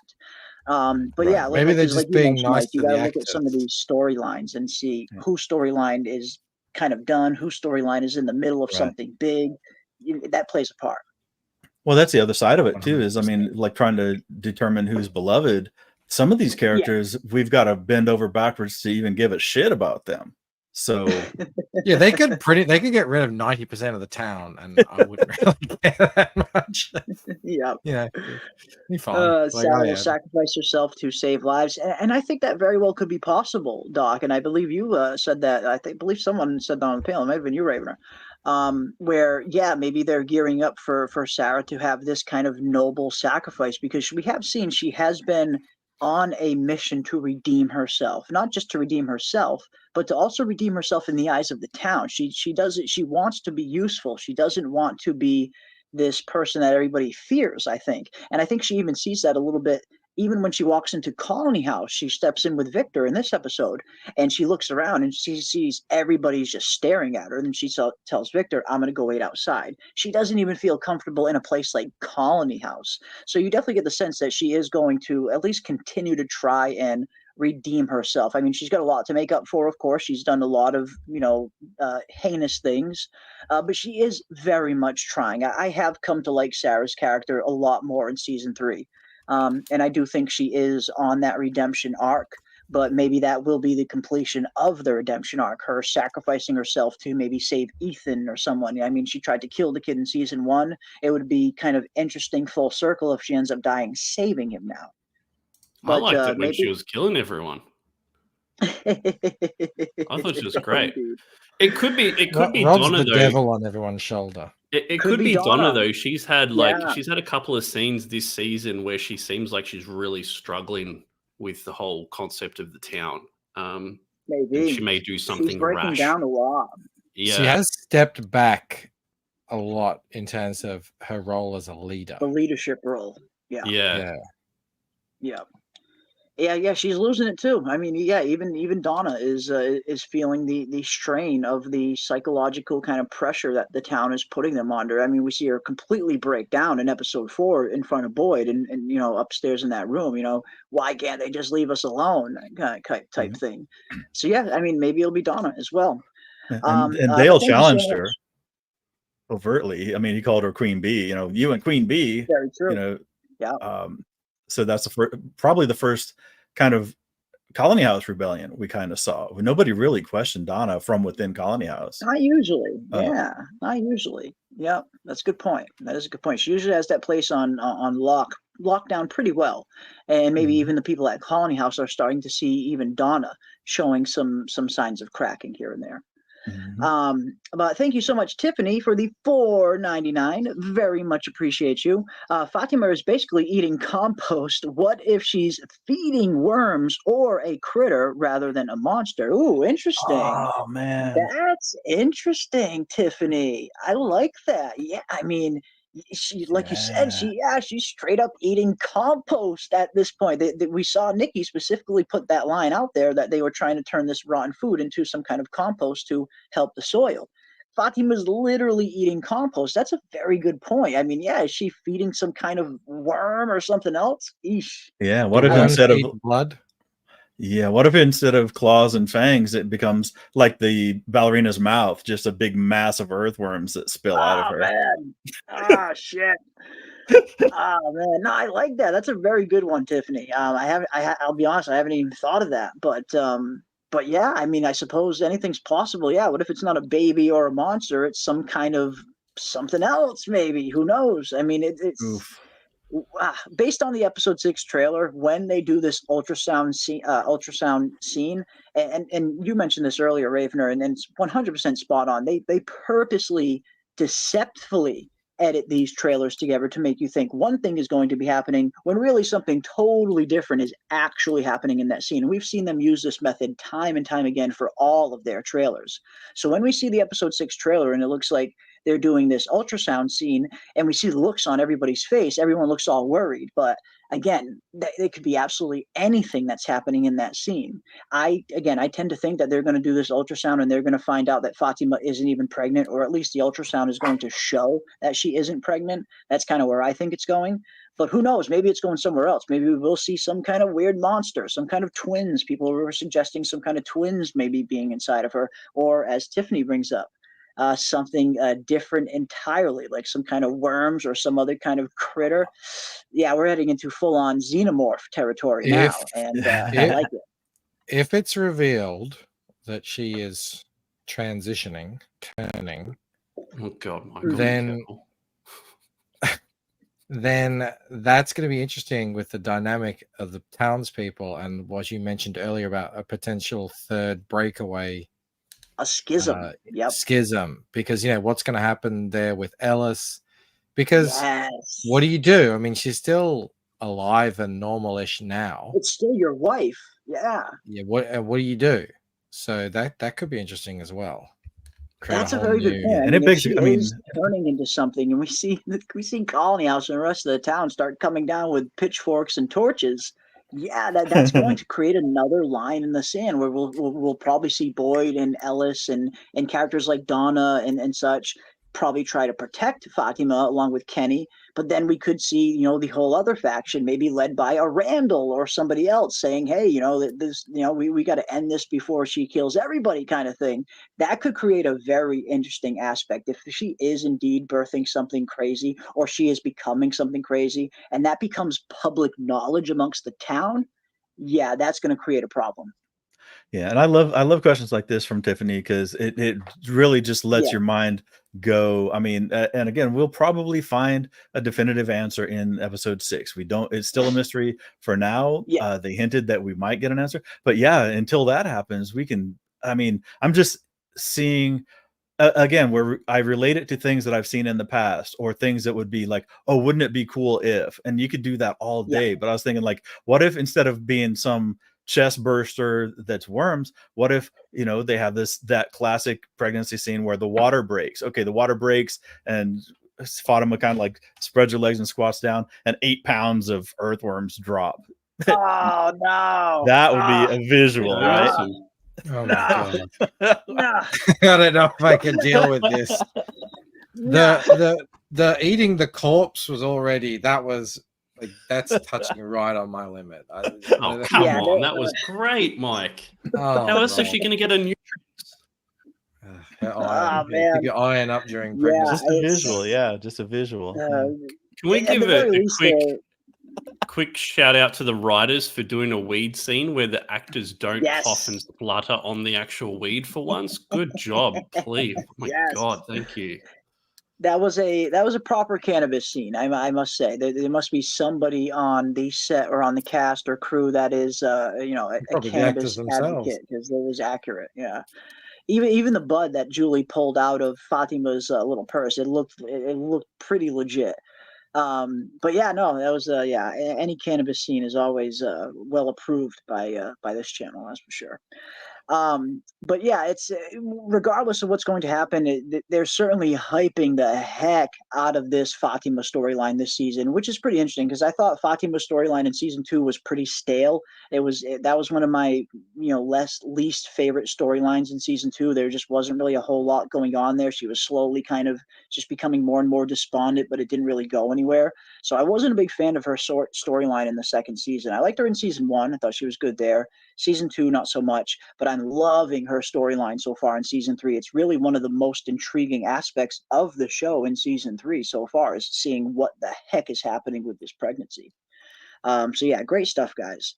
Great stuff. And BZ for $2 asks, who crashed into Tabitha and Henry? The priest. Ooh, interesting. Ooh. I mean, I feel like that's one of those questions that we'll probably never get the answer to. There was some theories that some people thought it was that the because you get a very quick glimpse, but not a very good glimpse of the car that does smash into Tabitha and Henry. But it's very blurry. It's very much distorted. It's not very in focus, and you can't really see the driver. But some people thought the silhouette of the driver resembled Smiley. And I feel like that's some of those things where sometimes the show just really screws with your mind and makes you see things that just really aren't there sometimes. But who knows? I have no idea. I mean, who crashed into Tabitha and Henry? I get the feeling that it was just simply a regular accident, and we'll probably never get the answer. I don't feel like it was deliberate. It seemed like the way it was set up anyway, Tabitha wanted to get out of the car and Henry was like, no, we're going. And he steps on the gas and kind of just gets T-boned. So I don't feel like it was deliberate. And I doubt we'll ever find out who was driving the other car. I don't think we're ever meant to know. I think we're meant to believe it was just a random accident.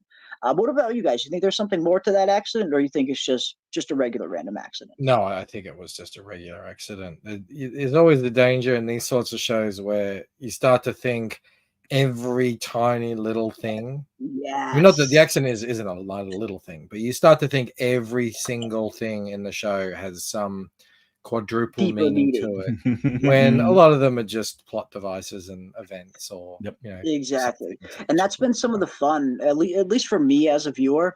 And that's why I love how this show really challenges me as an audience member, because we do kind of have to dissect these scenes and decide, or at least try to decide, okay, what is going to have some deeper meaning? What do the writers want us to pay closer attention to? And what are some of these other things that are just shapes in the clouds? And we've had a few examples of this, I feel like, over the course of the series. We had a big one at the end of season 2, where not everybody, but a good portion of the fan base started to think that they were seeing a different reflection in the window that Tabitha was looking out at the end of season 2 when she woke up in the hospital, when really it was just Tabitha's reflection with the sun bouncing off of it, making her hair appear blonde. But a lot of people were dead convinced that it was a totally different reflection. And I feel like that was the perfect example of, because this show is so shrouded in mystery, because there is deeper meanings to a lot of the things we see, we tend to kind of look deep into every little thing to try and find a deeper meaning. And I think we saw this again in season 3 with a Fatima scene. When Fatima was walking up to Colony House, there were some people that were thinking that she tried to open the door but couldn't get in, like the talisman was keeping her out. When really that scene was most likely her just smelling the rotten food and deciding not to go in the house. And like you pointed out, Ravener, I think the point of that scene, I think you're right. The point of that scene, the big reveal in that scene, was her eating the rotten food. Nothing to do with this door. I imagine that the writers probably never even intended us to even pay attention to that door handle. But again, that's what this show does to you. It messes with your mind. It makes you think there's a deeper meaning to every little thing. So while You're it might second appear guessing yourself. that she can't get in, really she's just smelling rotten food and deciding not to go in. But not, I think it's those little things that are fun to kind of dive into and try and dissect what is meaningful and what is just, again, clouds. The much more interesting thing out of that scene to glean, rather than who was driving a car that hit them, was the fact that the town itself, or whoever's in control or whatever's in control, seems to have some ability to take whoever they want from the outside world. And they clearly wanted to take Tabitha and the dad and I guess whoever was traveling with them, and just kind of pluck them out and back into the town. So that's a sort of we didn't I don't know if we really knew if that was like a thing before then that was an actual quote unquote conscious thing. It could have just been random, but now we can see that Do you think there's definitely some purpose behind it all. Yeah. So you think the EMTs were just collateral damage then? They were it seems a to means be to an end? it seems that was like they can't just take anyone from, say, a house. Obviously they have to be driving by themselves on a road heading somewhere slightly out of town. And so it's like there seems to be some kind of rules on it, but I think they were probably just collateral damage, and it was either Tabitha and the dad, or both. And Acosta. Well, here's the thing.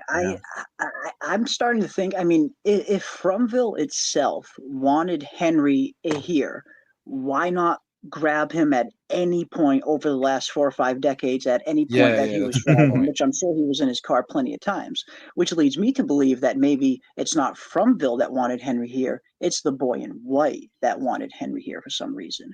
Why did the boy in white ultimately send Tabitha to the real world? What was the objective? He never told her why he sent her there. We have no idea what her true mission was.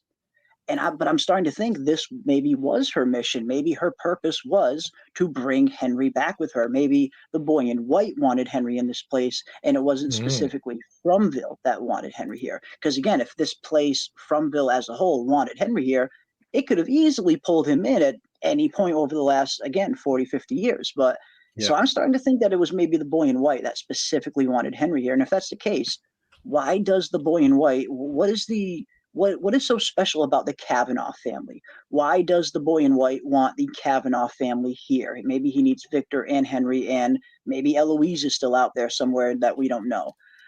What is it about the Kavanaugh family that maybe the boy in white wants here is kind of was my thinking on it, because it seems like it was weird for Henry to not get pulled in over the last 40 years, but he does now. So I think it was more Fromville was pulling Tabitha back in, and everybody that was with her was just, like you mentioned, collateral damage. And I think that's why the boy in white maybe sent Tabitha there. Maybe she was meant to bring Henry back with her.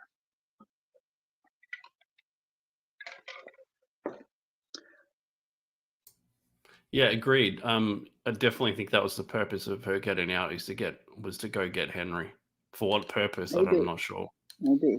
Or maybe there was some other purpose that he just didn't have a chance to fill her in yet. Again, the freaking boy in white is just incredibly cryptic with everything that he does. He's worse than freaking Yoda in terms of giving people like definitive instructions. He didn't give Tabitha any hint or indication as to what she was supposed to be doing in the real world. He just pushes her out of a damn freaking lighthouse, for crying out loud. But no message, no little dream that we saw that he easily sent Elgin some kind of dream upon him entering the town. And Elgin didn't even remember it until the end of season 2. So it seems like, the boy in white could have given Tabitha some kind of message if he maybe wanted to, but he didn't. Why didn't he tell Tabitha why he sent her there? I don't know. Again, maybe that's because she already fulfilled her purpose, that Henry was the objective. I don't know. I don't One thing we know. did get very, very early on, and this is another quiet scene. It was when Boyd and Kenny were talking before they got interrupted. They're setting up another trip to Cannibal Village.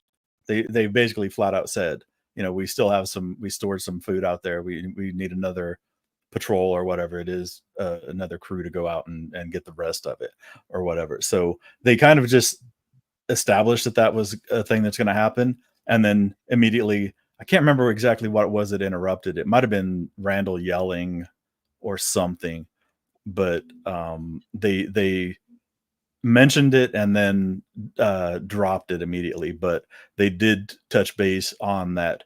There's going to be at least one more adventure out to Cannibal Village to get the remainder of what they had harvested. Kenny kind of sets that up, doesn't he? With the whole, we left food out there. We need to send them out before the next snow comes. Yeah.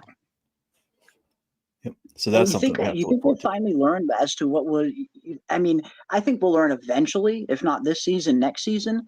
But do you guys think we will finally find out this season what was walking around outside at night outside of Cannibal Village?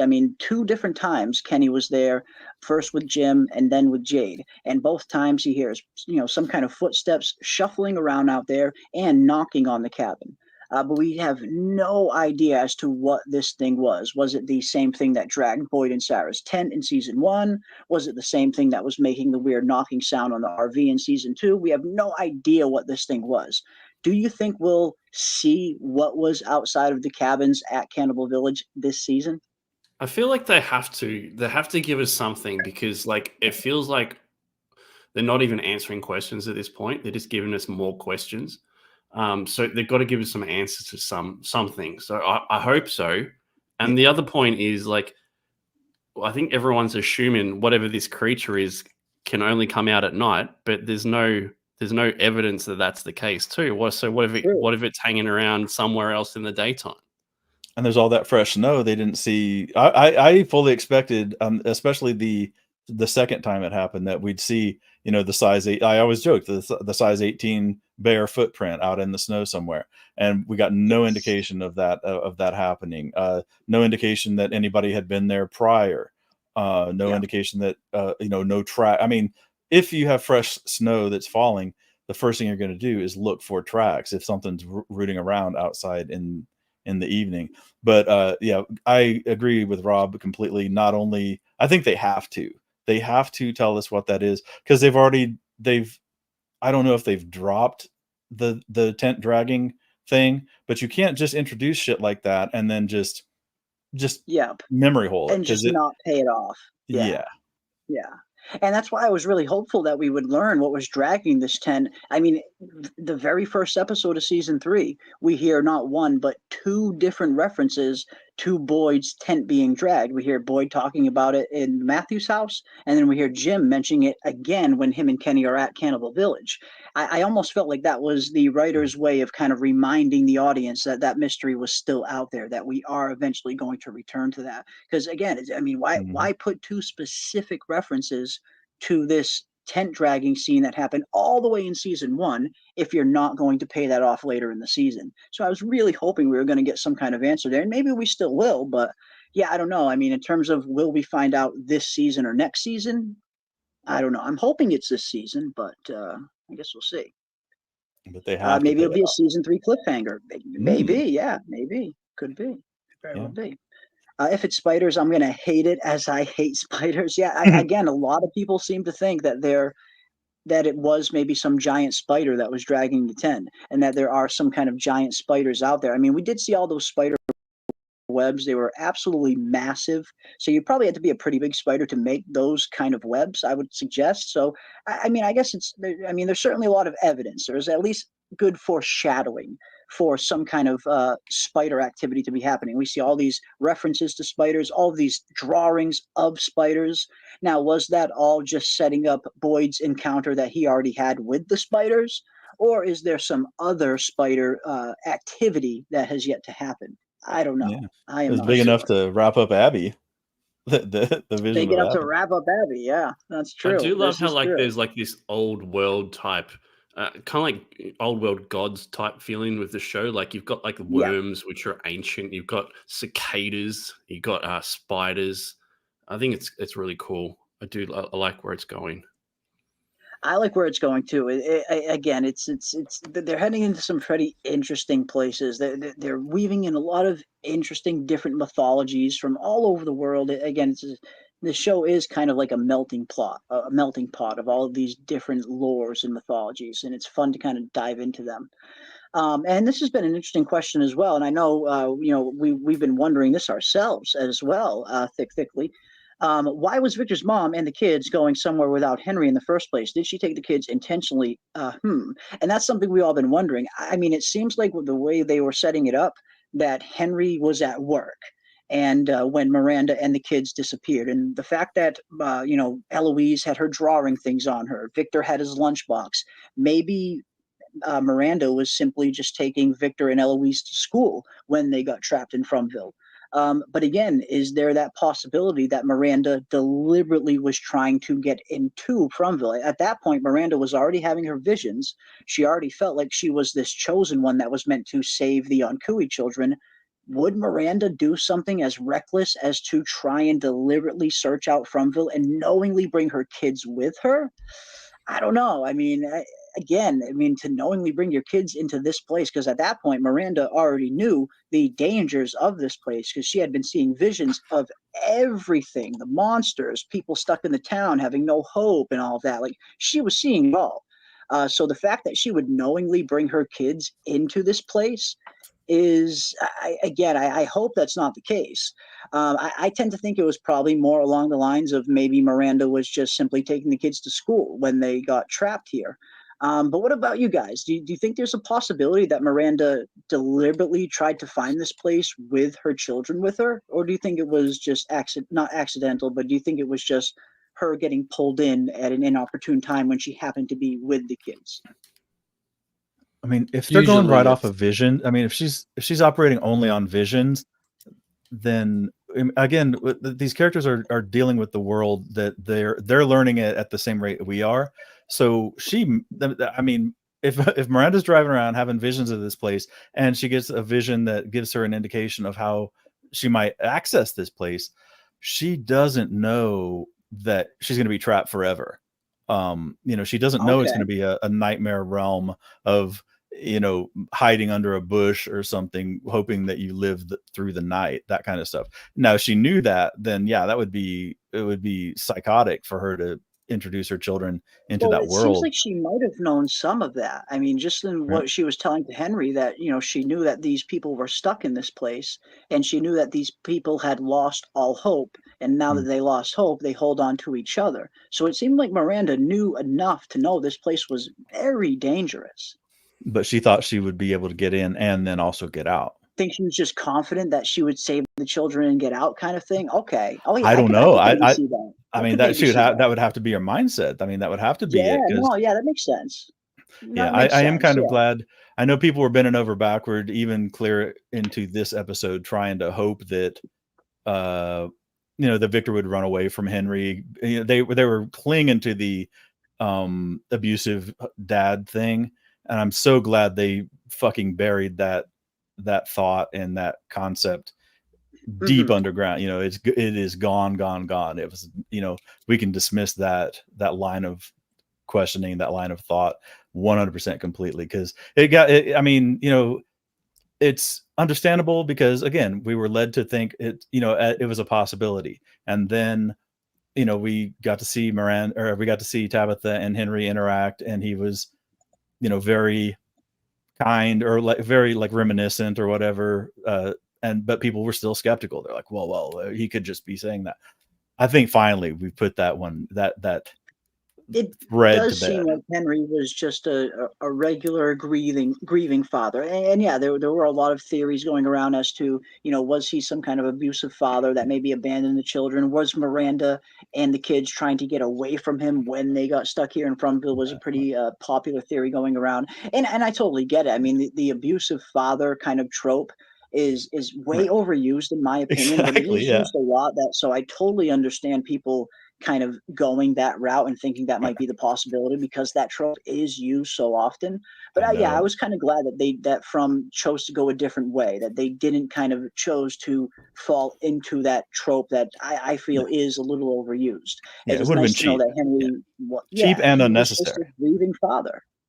Because it If doesn't anything, serve he's the a story. It saint. doesn't. Yeah, it doesn't drive the story forward. It doesn't help the story. It adds interpersonal conflict if that were the case, but it's unneeded at this point. I think the way they've handled it, it was essentially a setup for this great reunion, and I think they scored 1,000 times more points with this beautiful reunion of a good father-son relationship than if they'd gone down the cheap route and tried to make it into something this was more tawdry. wholesome. I feel like this was a much better payoff, and it is something that we do see less often because again, that trope is used a lot, and it is a popular kind of story device. The abusive parent, with the rest of the family trying to get away from the abusive parent. It's used a lot in storytellings.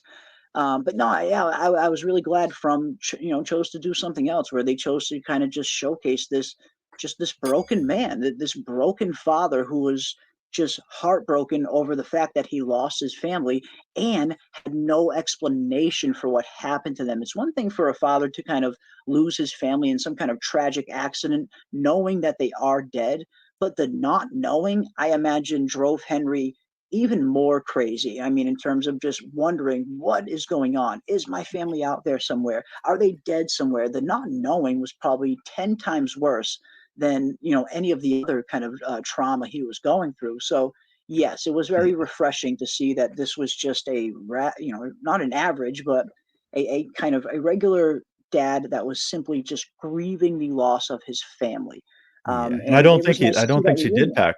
I don't think she did pack their stuff because in the Polaroid where No, it looked like she just Victor, had their stuff like they were going to school, yeah, like his lunchbox and in her drawing stuff. Like maybe she was just taking them to school. yeah, and the shirt was the same. Like when the Christopher Polaroid where they first discovered Victor, little boy Victor, he had that same button-up shirt, that kind of orangish grayish one, or whatever, or orangish kind of one, the exact same shirt that he was wearing in the scene with Eloise in the flashback. So it didn't look like he had multiple sets of clothing. He might have been wearing the exact same long sleeve button down shirt. But to be fair, if it wasn't for the lunchbox, it may have as well have been Sasquatch in that Polaroid because it was at a distance and blurry in the background and stuff. So yeah, but yeah, personally, man, yeah, I think they had whatever they had in the car when she got taken away. Maybe there'll be a flashback, at a later date. Yeah, it's possible. Yeah, learn definitively. That would be interesting. That would be interesting. But for and me, yeah, it is. It's great writing. It really has been. For sure. Well, but they'd he have must to be. show me for me to believe something. I'm sorry. Go ahead, Mike. Sorry.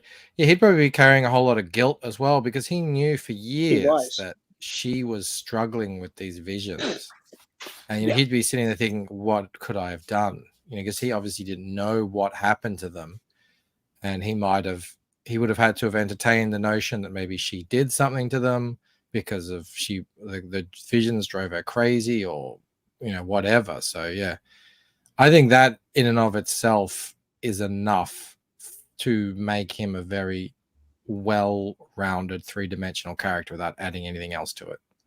Yeah, no, absolutely right. They don't need to add that aspect to it. That is a good point, Mike. This is an interesting question. Sorry, go ahead. The only thing I find weird about that whole scenario is like they were hippies. Yeah, we get that. They smoked weed, did drugs, but then they took a massive like 20, 30 year break or however long it was. And then the drug they decide to go back to, instead of being like weed, is like acid. Let's do one last acid hit for old I times. mean, that's crazy. Is that just me that feels that way? Like that's It's a little, I mean, it's a little out of left field. I mean, yes, they used to be hippies. I mean, maybe they were just trying to reminisce on the old times, but yeah. One I mean, last yeah, hit of smack. One last heroin injection for for old time's sake. Let's choose the real hard stuff to do one last time. Yeah, let's do like one of the most extreme things out there, a fucking hit of acid. Yeah. No, that's a good point. That's a good point. But I like this though, and I've also wondered this as well. What exactly happened to the Henry bracelet? Did Tabitha take the bracelet from Henley's car? Does Jim have the other one? She needs to talk about that to Jade and Henry and Jim. And that is a great question, Jason, because I've been wondering that too. I mean, we see right before the car accident happens, Tabitha finds this bracelet in Henry's glove box, which looks very similar, almost exact, like the one that she made for Jim, the notorious bracelet in the show that we've all been trying to figure out what the heck is going on with. And now at least we are kind of seeing that there's more than one bracelet at least. But where do these bracelets all come from? Was Henry telling the truth about Miranda made that one? I tend to feeling he probably was telling the truth that Miranda made that one. But then how do we explain how Tabitha made the exact same bracelet? Again, I really hope whatever the answer is, the show has a good explanation for this. But what exactly happened to Henry's bracelet? Do you think Henry's bracelet made it with Tabitha into Fromville, or did it get lost in the car during the car accident? I hadn't thought about that. I don't know. I That wouldn't was- imagine. that- I mean, you tend to bring along things that are, found in the car as you go to the ambulance after a car accident. Usually that stuff stays in the car. Yeah, gets yeah. I mean, towed they away. take her wallet. Yeah, they take her Tabitha, like, ID or had it on something. her But hand. Sorry, go ahead. I was gonna say, yeah, they take her ID or something like that, or maybe a purse or something. But they wouldn't just. I mean, they wouldn't take that thing of crackers. I mean, they wouldn't empty out the contents of the car and bring them with her. So you think it's in the car, probably? That might be, and I think they're going to use the impact of the car to shake her brain so that she forgot that, because that was really the reason. That was the thing that snapped her into not set her believing. off. Yeah, that was the impetus for the entire car accident sequence, anyways. So I hope they do. I hope they go back to it. I mean, it would be weird if they didn't, or maybe at some point she'll see it on Jim's wrist and it'll jog her memory. But again, this is another one. The writers are going to have to contrive a way for people to be almost like the diner scene, but maybe just a Matthews only version of it. We did have some. That's part of what I liked about this episode. We got the diner scene was the beginning of people sharing. We got, but it was individual pairs. It was, Tabby and Jade talking. It was Elgin and Julie talking, but at least people are talking, and it was very convenient that Elgin had supernatural experiences and Julie had supernatural experiences, because they could be on equal footing and they could sit there and talk about something that's completely preposterous. If you were telling that to somebody who hadn't experienced it or experienced at least a fraction of the weirdness of Fromville, they couldn't relate, even if they tried to understand, even if they were a sympathetic ear, they couldn't relate on that core level of somebody who's been through it. So it was super cool that Julie and Elgin got together. Tabby and Jade are seeing things that aren't there, and Cooey kids, weirdness. But we need more of that, and they've got to. But that's the trick, though. In the writers, they have to make it interesting. They have to make it because it is going to be a raw exposition dump. Just people trading information that they know. But the thing is, even though we want them to do it, even though we want them to trade the info, it's info that we already have. We as viewers already know this because we've been over their shoulder while each individual was experiencing their individual thing. But so they have to make it engaging when the characters tell each other things that we already know about their experiences. So Yeah, I exactly, don't know. exactly. Sorry, I kind of I think killed. no, you're totally fine, totally fine. I like what the writers are doing overall. I Mhm. feel like this is a very engaging show. I mean, it's one of the most engaging shows I've seen in a very long time. To the point where, you know, like we said this the other night. You watch an episode like this, and it's not like you can kind of just go about your normal everyday life. You're done watching an episode, and it's like you cannot help but think about it for a long time after you're done. And it's one of these shows where you watch it and you just have to discuss it with somebody after you're done seeing it. It's not one of those shows you can just watch and then just forget about until next week comes around and another episode comes around. It's just not that kind of show. It sinks into your mind. It sinks into your psyche where you want to kind of just explore and theorize and think, where is this going? What did that mean? What did that mean? So in terms of being engaging, yeah, it's definitely the most engaging show I feel that's been on in a very long time. Do you guys But yeah, know much about DMT? a little bit. I've tried DMT before, and it's just, I didn't have as crazy profound as an experience as some other people have, but I did have a pretty profound experience. And it used to be legal. I mean, you used to be able to get that shit anywhere. It only just got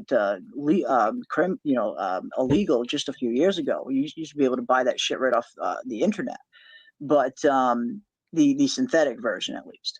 But no, I've tried it once, and it was an interesting experience where, you know, I wanted to learn a little bit more about myself. It was during a time where, not a dark period in my life, but a period in my life that I was in kind of a state of change, where I kind of didn't know where I was going with my future. And it did kind of give me, you know, not clarity, but maybe a little bit of clarity. And maybe I kind of came out of it knowing which path I wanted to take at least. But it's one of those things that if you're going to try it, you can't just be doing it looking to get high. You know, you'll have very bad experience probably in that regard. You need to kind of be, you know, in a mindset where you're open to learning something about yourself and about the universe. So That- it can provide a pretty interesting experience, and That's it can be what very beneficial. that's what Graham Hancock says about ayahuasca. He says if you're gonna do Ayahuasca it, is very similar. Yeah, like go in there with a question. exactly. The reason why I bring it up it's probably not, applicable to From, but there's like a medical study where they've managed to extend the effects of DMT to like 30 minutes, right? Because normally, I've never had it, but if you have DMT, it's meant to be a really short kind of trip or Super whatever you want to fast, call it. 10, 15 minutes. And so Yeah. it feels like it's a lot longer. Like for me, it felt like I was under for like 45 minutes, but I was Yeah. told it was like 10 minutes. I was really out. But the point is in this trial that they've done, the majority or all of the people see the same sort of things. They all go to the same kind of world. They see the same kind of entities, and it appears like these Yes. entities are trying to help them and interact with them, but they're all the same. So I don't know if it applies to From, like if that could be something that's happening in this show. I hope not. Okay. But it's just, I thought I'd throw it out there. Yeah. Yeah, it's. I mean, there's been again.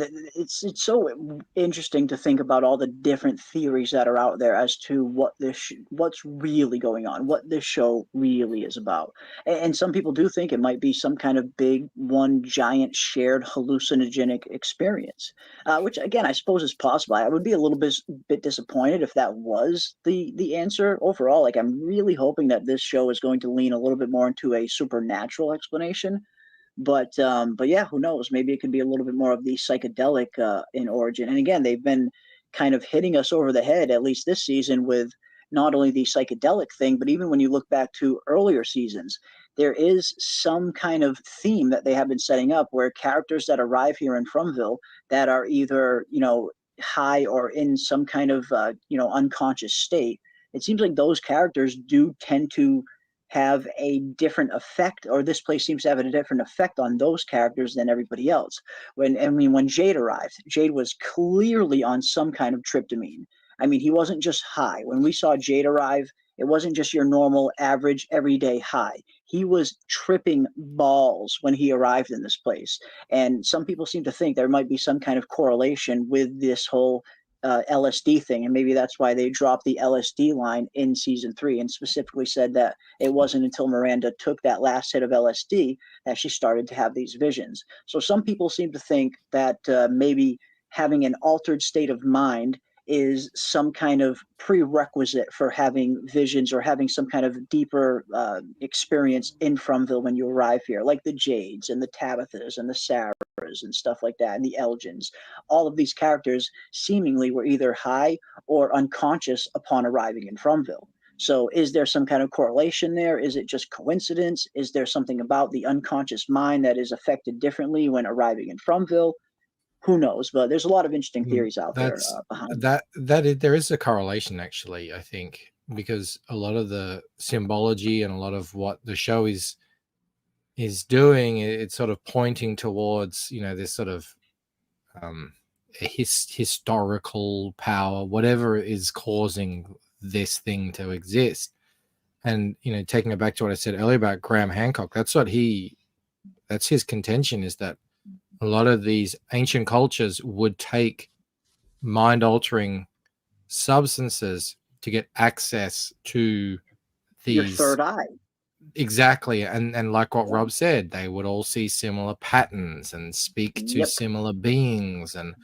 And you know, so it feels like what they're doing on this show is they're drawing from that real world phenomena and maybe applying it that maybe it makes sense in that the hallucinogens open your mind up to new levels of perception so that you can actually perceive, like looking up through the hole that Jade is here. I don't think that's normally there, but you know, he's able to perceive that hole with the roots to create the symbol, and he's seeing the symbol, but other people aren't seeing the symbol. You know, so I think that definitely has something to do with this show at some level. Okay. I mean, it does seem like it is a reoccurring theme, you know what I mean? Like it's a little too much to just be coincidence. So yeah, I wouldn't be surprised if there is some kind of like deeper correlation there, maybe. And yeah, I mean, hopefully we'll see a little bit more of it. We know Jade of course probably hasn't seen the last of his visions. He's been having visions up the freaking wazoo since he's arrived. Elgin's had some visions. Tabitha is seeing the Ankui children. Was Tabitha seeing visions before From? Or am I completely just dreaming? Not as far as we know. As far as we know, she started seeing the Ankui children when she arrived here. And that was the difference between her and Miranda. Miranda started seeing this place before she even arrived. Yeah. And Elgin was in a dream as he arrived, and he was dreaming of weird things. And the boy in white. And that's another thing that people say, you know, that dreams are, again, another way of finding that collective perception that otherwise you wouldn't be able to see in the waking world. Yes. And exactly. And dreams, where exactly dreams come from. Obviously, you can only dream when you're asleep. And in dreams is another kind of, you know, extension. Some people at least believe it is another extension of third eye perception. I'm going to disagree with you on that. I've had dreams while being awake. It is possible. Well, I guess that we do have daydreaming. I even wrote a book about it. It's called Waking Dream. Waking Dream. Yes, indeed. Check it out, comic fans. TheLucid.com. But no, yeah, it's when you start diving deeper into the whole kind of hallucinogenic thing and opening your third eye, it does lead you into some trippy places, but there's some fun things to kind of be gained from kind of researching some of those things, I feel, if you're doing it in a safe manner, that is. I've always wanted to go on one of those guided ayahuasca tours that they do in South America, where it's a big trip. It costs way more money than I can ever afford, but you fly down to the Amazon and you have to stay down there for like 2 weeks. You spend 1 week preparing your body for the trip. And it's not just simply, you know, taking a little bit of ayahuasca and going off and having a trip. Our bodies naturally produce an enzyme that breaks down ayahuasca before it even hits your system. So if you're to properly take ayahuasca, there's this other kind of herb that you need to take ahead of time for ayahuasca to even work. And they have these kind of guided tours down there that You go down there, you meet a doctor, and they give you a physical to see if you're even healthy enough for this guided tour. And then you meet a shaman, a legit shaman who kind of brings you through the whole process and gives you this kind of guided tour. But again, it's not something that you kind of just go down there and do if you're trying to get high and party and have a fun time. That's not what it's for. It is for, you know, learning something more about yourself. You want to do it in a conducive manner, like you mentioned. Mike, go in with a question that you're asking about yourself. And you know, if you go in there just looking to get high, you're going to have a bad experience. I would not recommend that for anybody.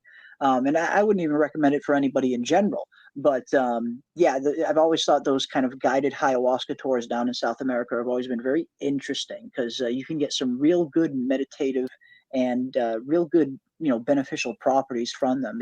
And that's the thing. Hallucinogenics have such a bad stigma attached to them. It is a stigma that has been getting broken down more and more over the last few years, as people are finally starting to learn a little bit more about hallucinogenics and the beneficial properties that they really have and the medicinal properties that they have.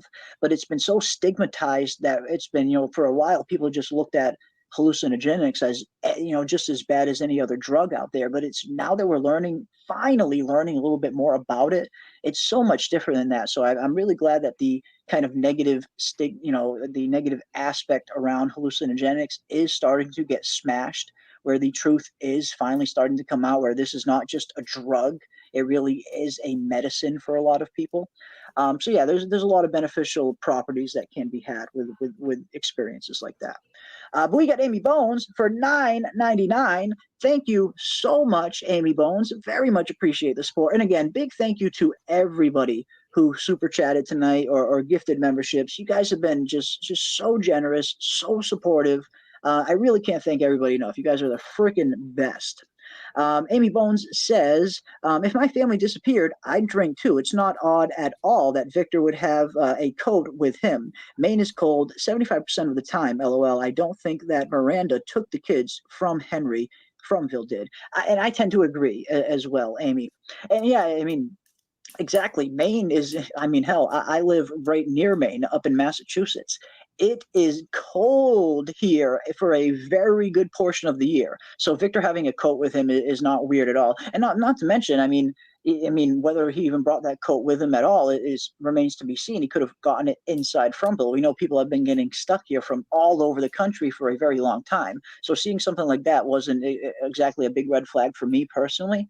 But no, I tend to agree. I feel like, at least up until this point, the evidence that we have been presented with points more towards Miranda getting stuck in Fromville and Henry having his family taken away from him. That seems to be where the evidence is pointing so far. And again, I'm glad that they didn't kind of they stayed away from some of those other tropes. But yeah, it's Right. going to be I've got to interesting run, see Jeremy. Thanks for having me on.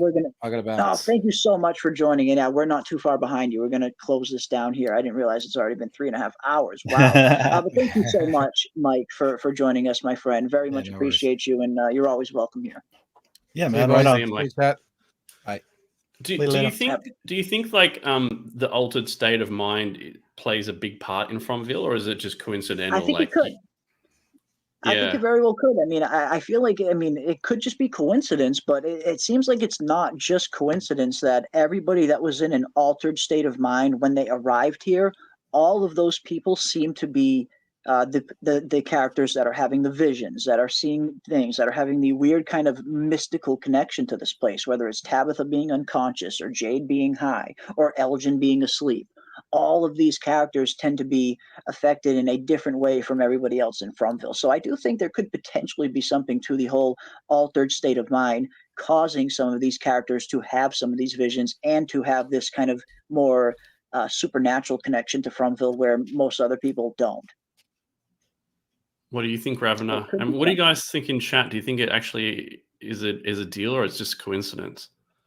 Could just be coincidence. Well, I mean, for everyone that had it, there's somebody that doesn't. So, I mean, like, how do you explain, like, Ethan? Maybe. What about Sarah? People could write it. You could guess it to be anything. But I mean, I'm going to need to see something. I'm going to need the show to show me something for me to buy into it, kind of. Because like it's not Yeah, I just mean, like the drugs thing. You've got like the whole like Tabitha and Jim with the trauma and loss of a child. That's it's not technically drug induced altered state of mind, but they're definitely not in a happy mental spot. it did seem like a lot of the characters. Now, of course, we don't have origins and backstories for all the characters, and the From writer said that they're not going to go too deep into who these characters were before they got stuck here. So there's a lot of these people we're not going to learn a whole lot about who they were in the real world. But a few of the characters that we have learned about, it did seem like a lot of them were in some kind of state of change, some kind of state of significant change in their life when they got stuck here. Whether it's Jade just selling his company, becoming obscenely rich and getting ready to go celebrate, whether it's the Matthews family getting ready to have a divorce, whether it's Bacta getting ready to finally start her life after just getting her doctorate. It seems like some of these characters, or a good majority of them, were in some weird kind of state of change when they arrived here. I don't know if that's just coincidence or if there's more to it, but I have at least noticed it. I know others have noticed it as well. But who knows what it means, if it's just coincidence or if it means more. But again, thank you so much, Amy Bones, though, for the $9.99. And again, big thank you to everybody tonight who super chatted. Again, you guys have been just incredibly generous. And this woe goes out to each and every one of you. Whoa! Indeed. Indeed. And of course, shout out to Zaid Comics, who was in the chat a little bit earlier as well. Another phenomenal comic book creator in our midst. Good to see you, Zaid. I hope you are killing it out there, my friend. I try to pop into his streams every once in a while. I've just been so freaking busy. There's not many comic streams I like watching these days, but Zaid's is one of the ones I like popping into every once in a while. But yeah, man, here we go, guys. We are at the midway point of season 3 of From. And one thing we always do before we get ready to close these streams down is we want to hear from you guys in the chat and from my awesome co-hosts on the panel as well. Where do you guys rate episode 5 of From? We've been giving our ratings all season, and all season so far we've had some pretty good solid ratings for the most part for a good majority of these episodes. But where do you guys in the chat and on the panel, where do you rate episode 5 on a scale from 1 to 10, with 1 being horrible and 10 being perfect? How many avocados? How many talismans? How much would you guys, how high would you guys rate this score? Ravener, what do you got? Well, in true form, I started out much lower. I actually had rated this one the second lowest of all the episodes of the season. Then on subsequent rewatches, I started the scenes, the subtle scenes really started hitting me. Obviously the Victor Henry scene was going to be powerful. There were just different ones. I was a little bugged. I'm still bugged, and I still think it was almost a mistake to kill off Dale. But as I went through the little, again, I always said this show rises and falls on its weakest actors, and they kept Julie in her lane, and she was great in her scenes with Elgin. They kept Ethan in his lane, and he was great in the scenes with Henry. So, and again, we're right back to where we're learning things at the same time as the characters. People are trying things, like Dale was trying something he didn't understand. He didn't understand the rules of the world that he lived in, and that's how he ended up inside of that thing. If he'd have known that he could end up inside of something, or that there's even a coin toss, 50-50 chance of death. Maybe what if there's only a 10% chance of death? Maybe he wouldn't have stepped through. I don't think he considered death as even a possibility. I think it was all upside, no downside. And he was, so in that situation, why wouldn't you step through? You'd be foolish not to, right? And he could see everybody else as just being like bound by their own fears or whatever, and not being brave enough to go through. Well, he didn't have that problem. Anyway, but we're right back to the strengths of season 1. The characters are learning things. We're learning them at the same time as the characters are. It went from strength to strength, and I started liking this one more and more. And with the subsequent rewatches and discussion about the different scenes, the strength of the acting, the writing, the things that they didn't do that they could have done that would have been a lot cheaper, the things that they did do and the way they pulled it off, that beautiful scene with Henry and Victor. They could have written in a soliloquy. They could have written in both characters, having this, back and forth and blah, blah, but they didn't. It was, I couldn't find my way home. Right to the heart. Simple. Yeah, that was nice. Went to, I like that. So I think I started around 7 and I talked my way up to 8.5 on this one. I thought it was not the second worst one. It was extremely strong episode. And it gained a lot in the rewatches. It took a few rewatches, I'll be honest, but man, very strong episode, I will say. You're definitely right about Dale though. Like he heard what he wanted to hear, like that going through the faraway train will get him home. He didn't hear the fact that Boyd got stuck in a chimney. So he definitely heard what he wanted to hear on that. He was going to do it regardless. I'll go an 8. I think the first 2 episodes are still by far the best. But I think Boyd's acting in the pool is just some of the best we've seen on the show. I think it's incredible. Mm-hmm. It was. Do you think better than his scene with Ellis out in the street? Oh, it was for me. Yeah, okay. It was for me. I think it was up there with when Tien Chen got murdered by the monsters. I thought it was great. Oh wow, it was believable. The whole way he did it was like, he started off like real soft and then kind of built into his anger. So I really like it. He does, and that's one thing I've noticed with Boyd. He kind of builds up to like a crescendo of anger, where he starts off really subtle and kind of calm, and he kind of builds up to that 10 eventually. No, I mean, in terms of the scene between him and Ellis and this scene in the pool, I feel like they were both just as strong. I mean, 2 just phenomenal freaking scenes, and of course, I mean, you can't forget about the just phenomenal acting from Scott McCord and Robert Joy in the reunion scene, which I really thought was just great. So yeah, I mean, I think I started originally at around like a 7.5 with this one, but like you, Ravener, with subsequent viewings, and that's one thing that's great about the show. You really need to watch these episodes at least 2 or 3 times to kind of get that like full score. At least I do anyway. So I definitely am putting this one at a solid 8. I really enjoyed this one. I feel like they had some really good scenes, and again, it was nice to see just Julie and Elgin just be teenagers again. In the midst of all of this chaos, kids are still capable of being kids. So little things like that, and all kind of culminated into just a really fun scene, setting up some interesting things for future episodes with Fatima and this whole ultrasound scene. What's Randall going to be like when he finally wakes up? How is he going to be handling things? Is he going to go right at Boyd? Like, how exactly will that all play out?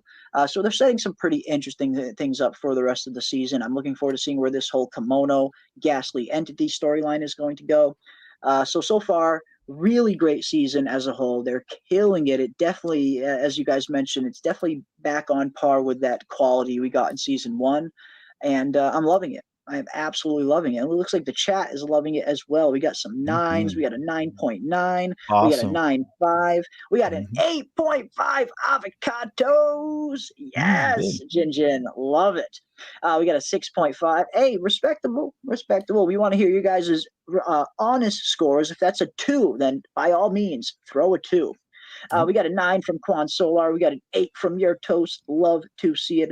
Episode 5 was the calm before the storm. Yeah, maybe it was, Mojo. Maybe it was. We got another 8. We got another 7. We got another 8.8 avocados. Another 8 avocados. A 9, a 7, an 8.2 talismans, an 8. 8 more avocados. A lot of 8s in the chat. Love seeing the avocados. Caitlin gave it a 10, way up there. So somebody nice. love it. That's awesome. Hell yes, I love seeing 10s. I mean, Jerry says Dale thought it was a solid episode. Very good. Very good. 8 balloons. We got a 7.5 from Alyssa. We got an 8 eggplants from Wild Marjoram as well. We got a 9 out of 10 for Julie. Solid. We got an 8.8 from 8.8 peaches from Samuel. 6.5 or 7 out of 10 peach cans from Angela E as well. Yes. Awesome stuff, guys. 9.2 from Don't Even Worry About It. We got a 7.5 from Thick Thickly, an 8 from Mother of Dragons, a 100 from PM. Awesome stuff, PM. Love it. And yes, Gone Too Soon, Dale. Yeah, let's see those Dale emojis, guys. Plop them Dale emojis into the chat. 8 from Michael DJ, mainly because of the reunion scene. It's a necessary installment, but not really gripping. But overall, well done, and the reunion was great. Hey, well, that is fair. Yep. That is a fair explanation, my friend. R.I.P. to Dale. He was a hero when Boyd lost his grasp of the town. Right on. Some people right. some people have been calling Dale a hero, believe it or not. So hey, I think he thought he was. I mean, he was trying to be. Yeah. He was trying to be a hero. Again, it didn't look like he had the attitude where he was just trying to escape this place and say, haha, screw you, I got out. He seemed like he was genuinely, he wanted to be the hero. And I feel like they set that character up to be that way very early on in season 1. Like you mentioned earlier, one of the first things we hear from Dale is, if only these people would listen to me more, I could really help them. I could be useful to this place. So I do think a part of Dale was hoping that he would use this faraway tree, end up at the lighthouse, end up in the real world, and return some conquering hero and rescue everybody from From. I genuinely thought that's where he thought this was going. But unfortunately, that was not in the case. That was not in the cards, as it were. Frustrating, 7.5. Faraway trees. Okay, 7.5 is a solid score, nonetheless, as well. Awesome stuff, guys. Yeah, these regrouping episodes. I mean, I mean, sometimes they scratch the itch and sometimes they don't, and I get it with people. Sometimes it's just not giving them what they want. They have different expectations for each different episode or the season in general. So yeah, I totally get it. I totally see, because believe me, like I said, I started way low and then kind of talked myself up as I considered different things. But everybody weighs different things the different things differently. Maybe like the acting wasn't as important they wanted more plot development, some more answers. And I could definitely see if you get frustrated with that. So yeah, but I mean, by and large, I think people are really, really enjoying it. And I don't think we've had a weak episode this season. Maybe 3 might have been the worst one for me. Yeah, I think three is tough because it follows after 1 and 2, which are absolute bangers. It's tough. Yeah. Here's a question. 3 was the one I gave the lowest score, at least, I think. What are they going to do with Dale's body? Are they going to dig him out, or are they just going to patch his face up? That's what I was wondering too. What are they going to? I mean, we made the joke earlier where if this was like a crack in your wall, you would just throw a poster over it and you'd be none the wiser. But yeah, I don't know. I mean, is Boyd going to kind of get some kind of pickaxe out and try and get Dale's body out of the pool and give him some kind of proper burial, or are they just going to leave him there? A kind of daily reminder of the dangers that this place has to offer, kind of like the daily reminder on Randall's face, or at least Boyd believes they left Randall alive. So they would have a daily reminder during the day as to what is waiting for them when the sun goes down. So yeah, I mean, given that his body is so wedged so far in there, that's going to be tough to get him out. I mean, I wouldn't be surprised if they just leave it as is. He should make Ellis and Fatima. But as he rots, then he'll be a skeleton. Ugh. Yeah, he'll become a skeleton. He'd be a skull. A skull just in the in the wall of the pool. Boy, wouldn't that be funny? But yeah, I think they'll probably just leave him there. Again, I mean, maybe Boyd will try and dig him out and give him some kind of burial. But I imagine if he tries to dig him out, he's going to come out in freaking pieces, probably. But who knows? Who knows? I think it would be kind of funny if they just kind of leave him in there. I think that'd be cool. But who knows? Who knows?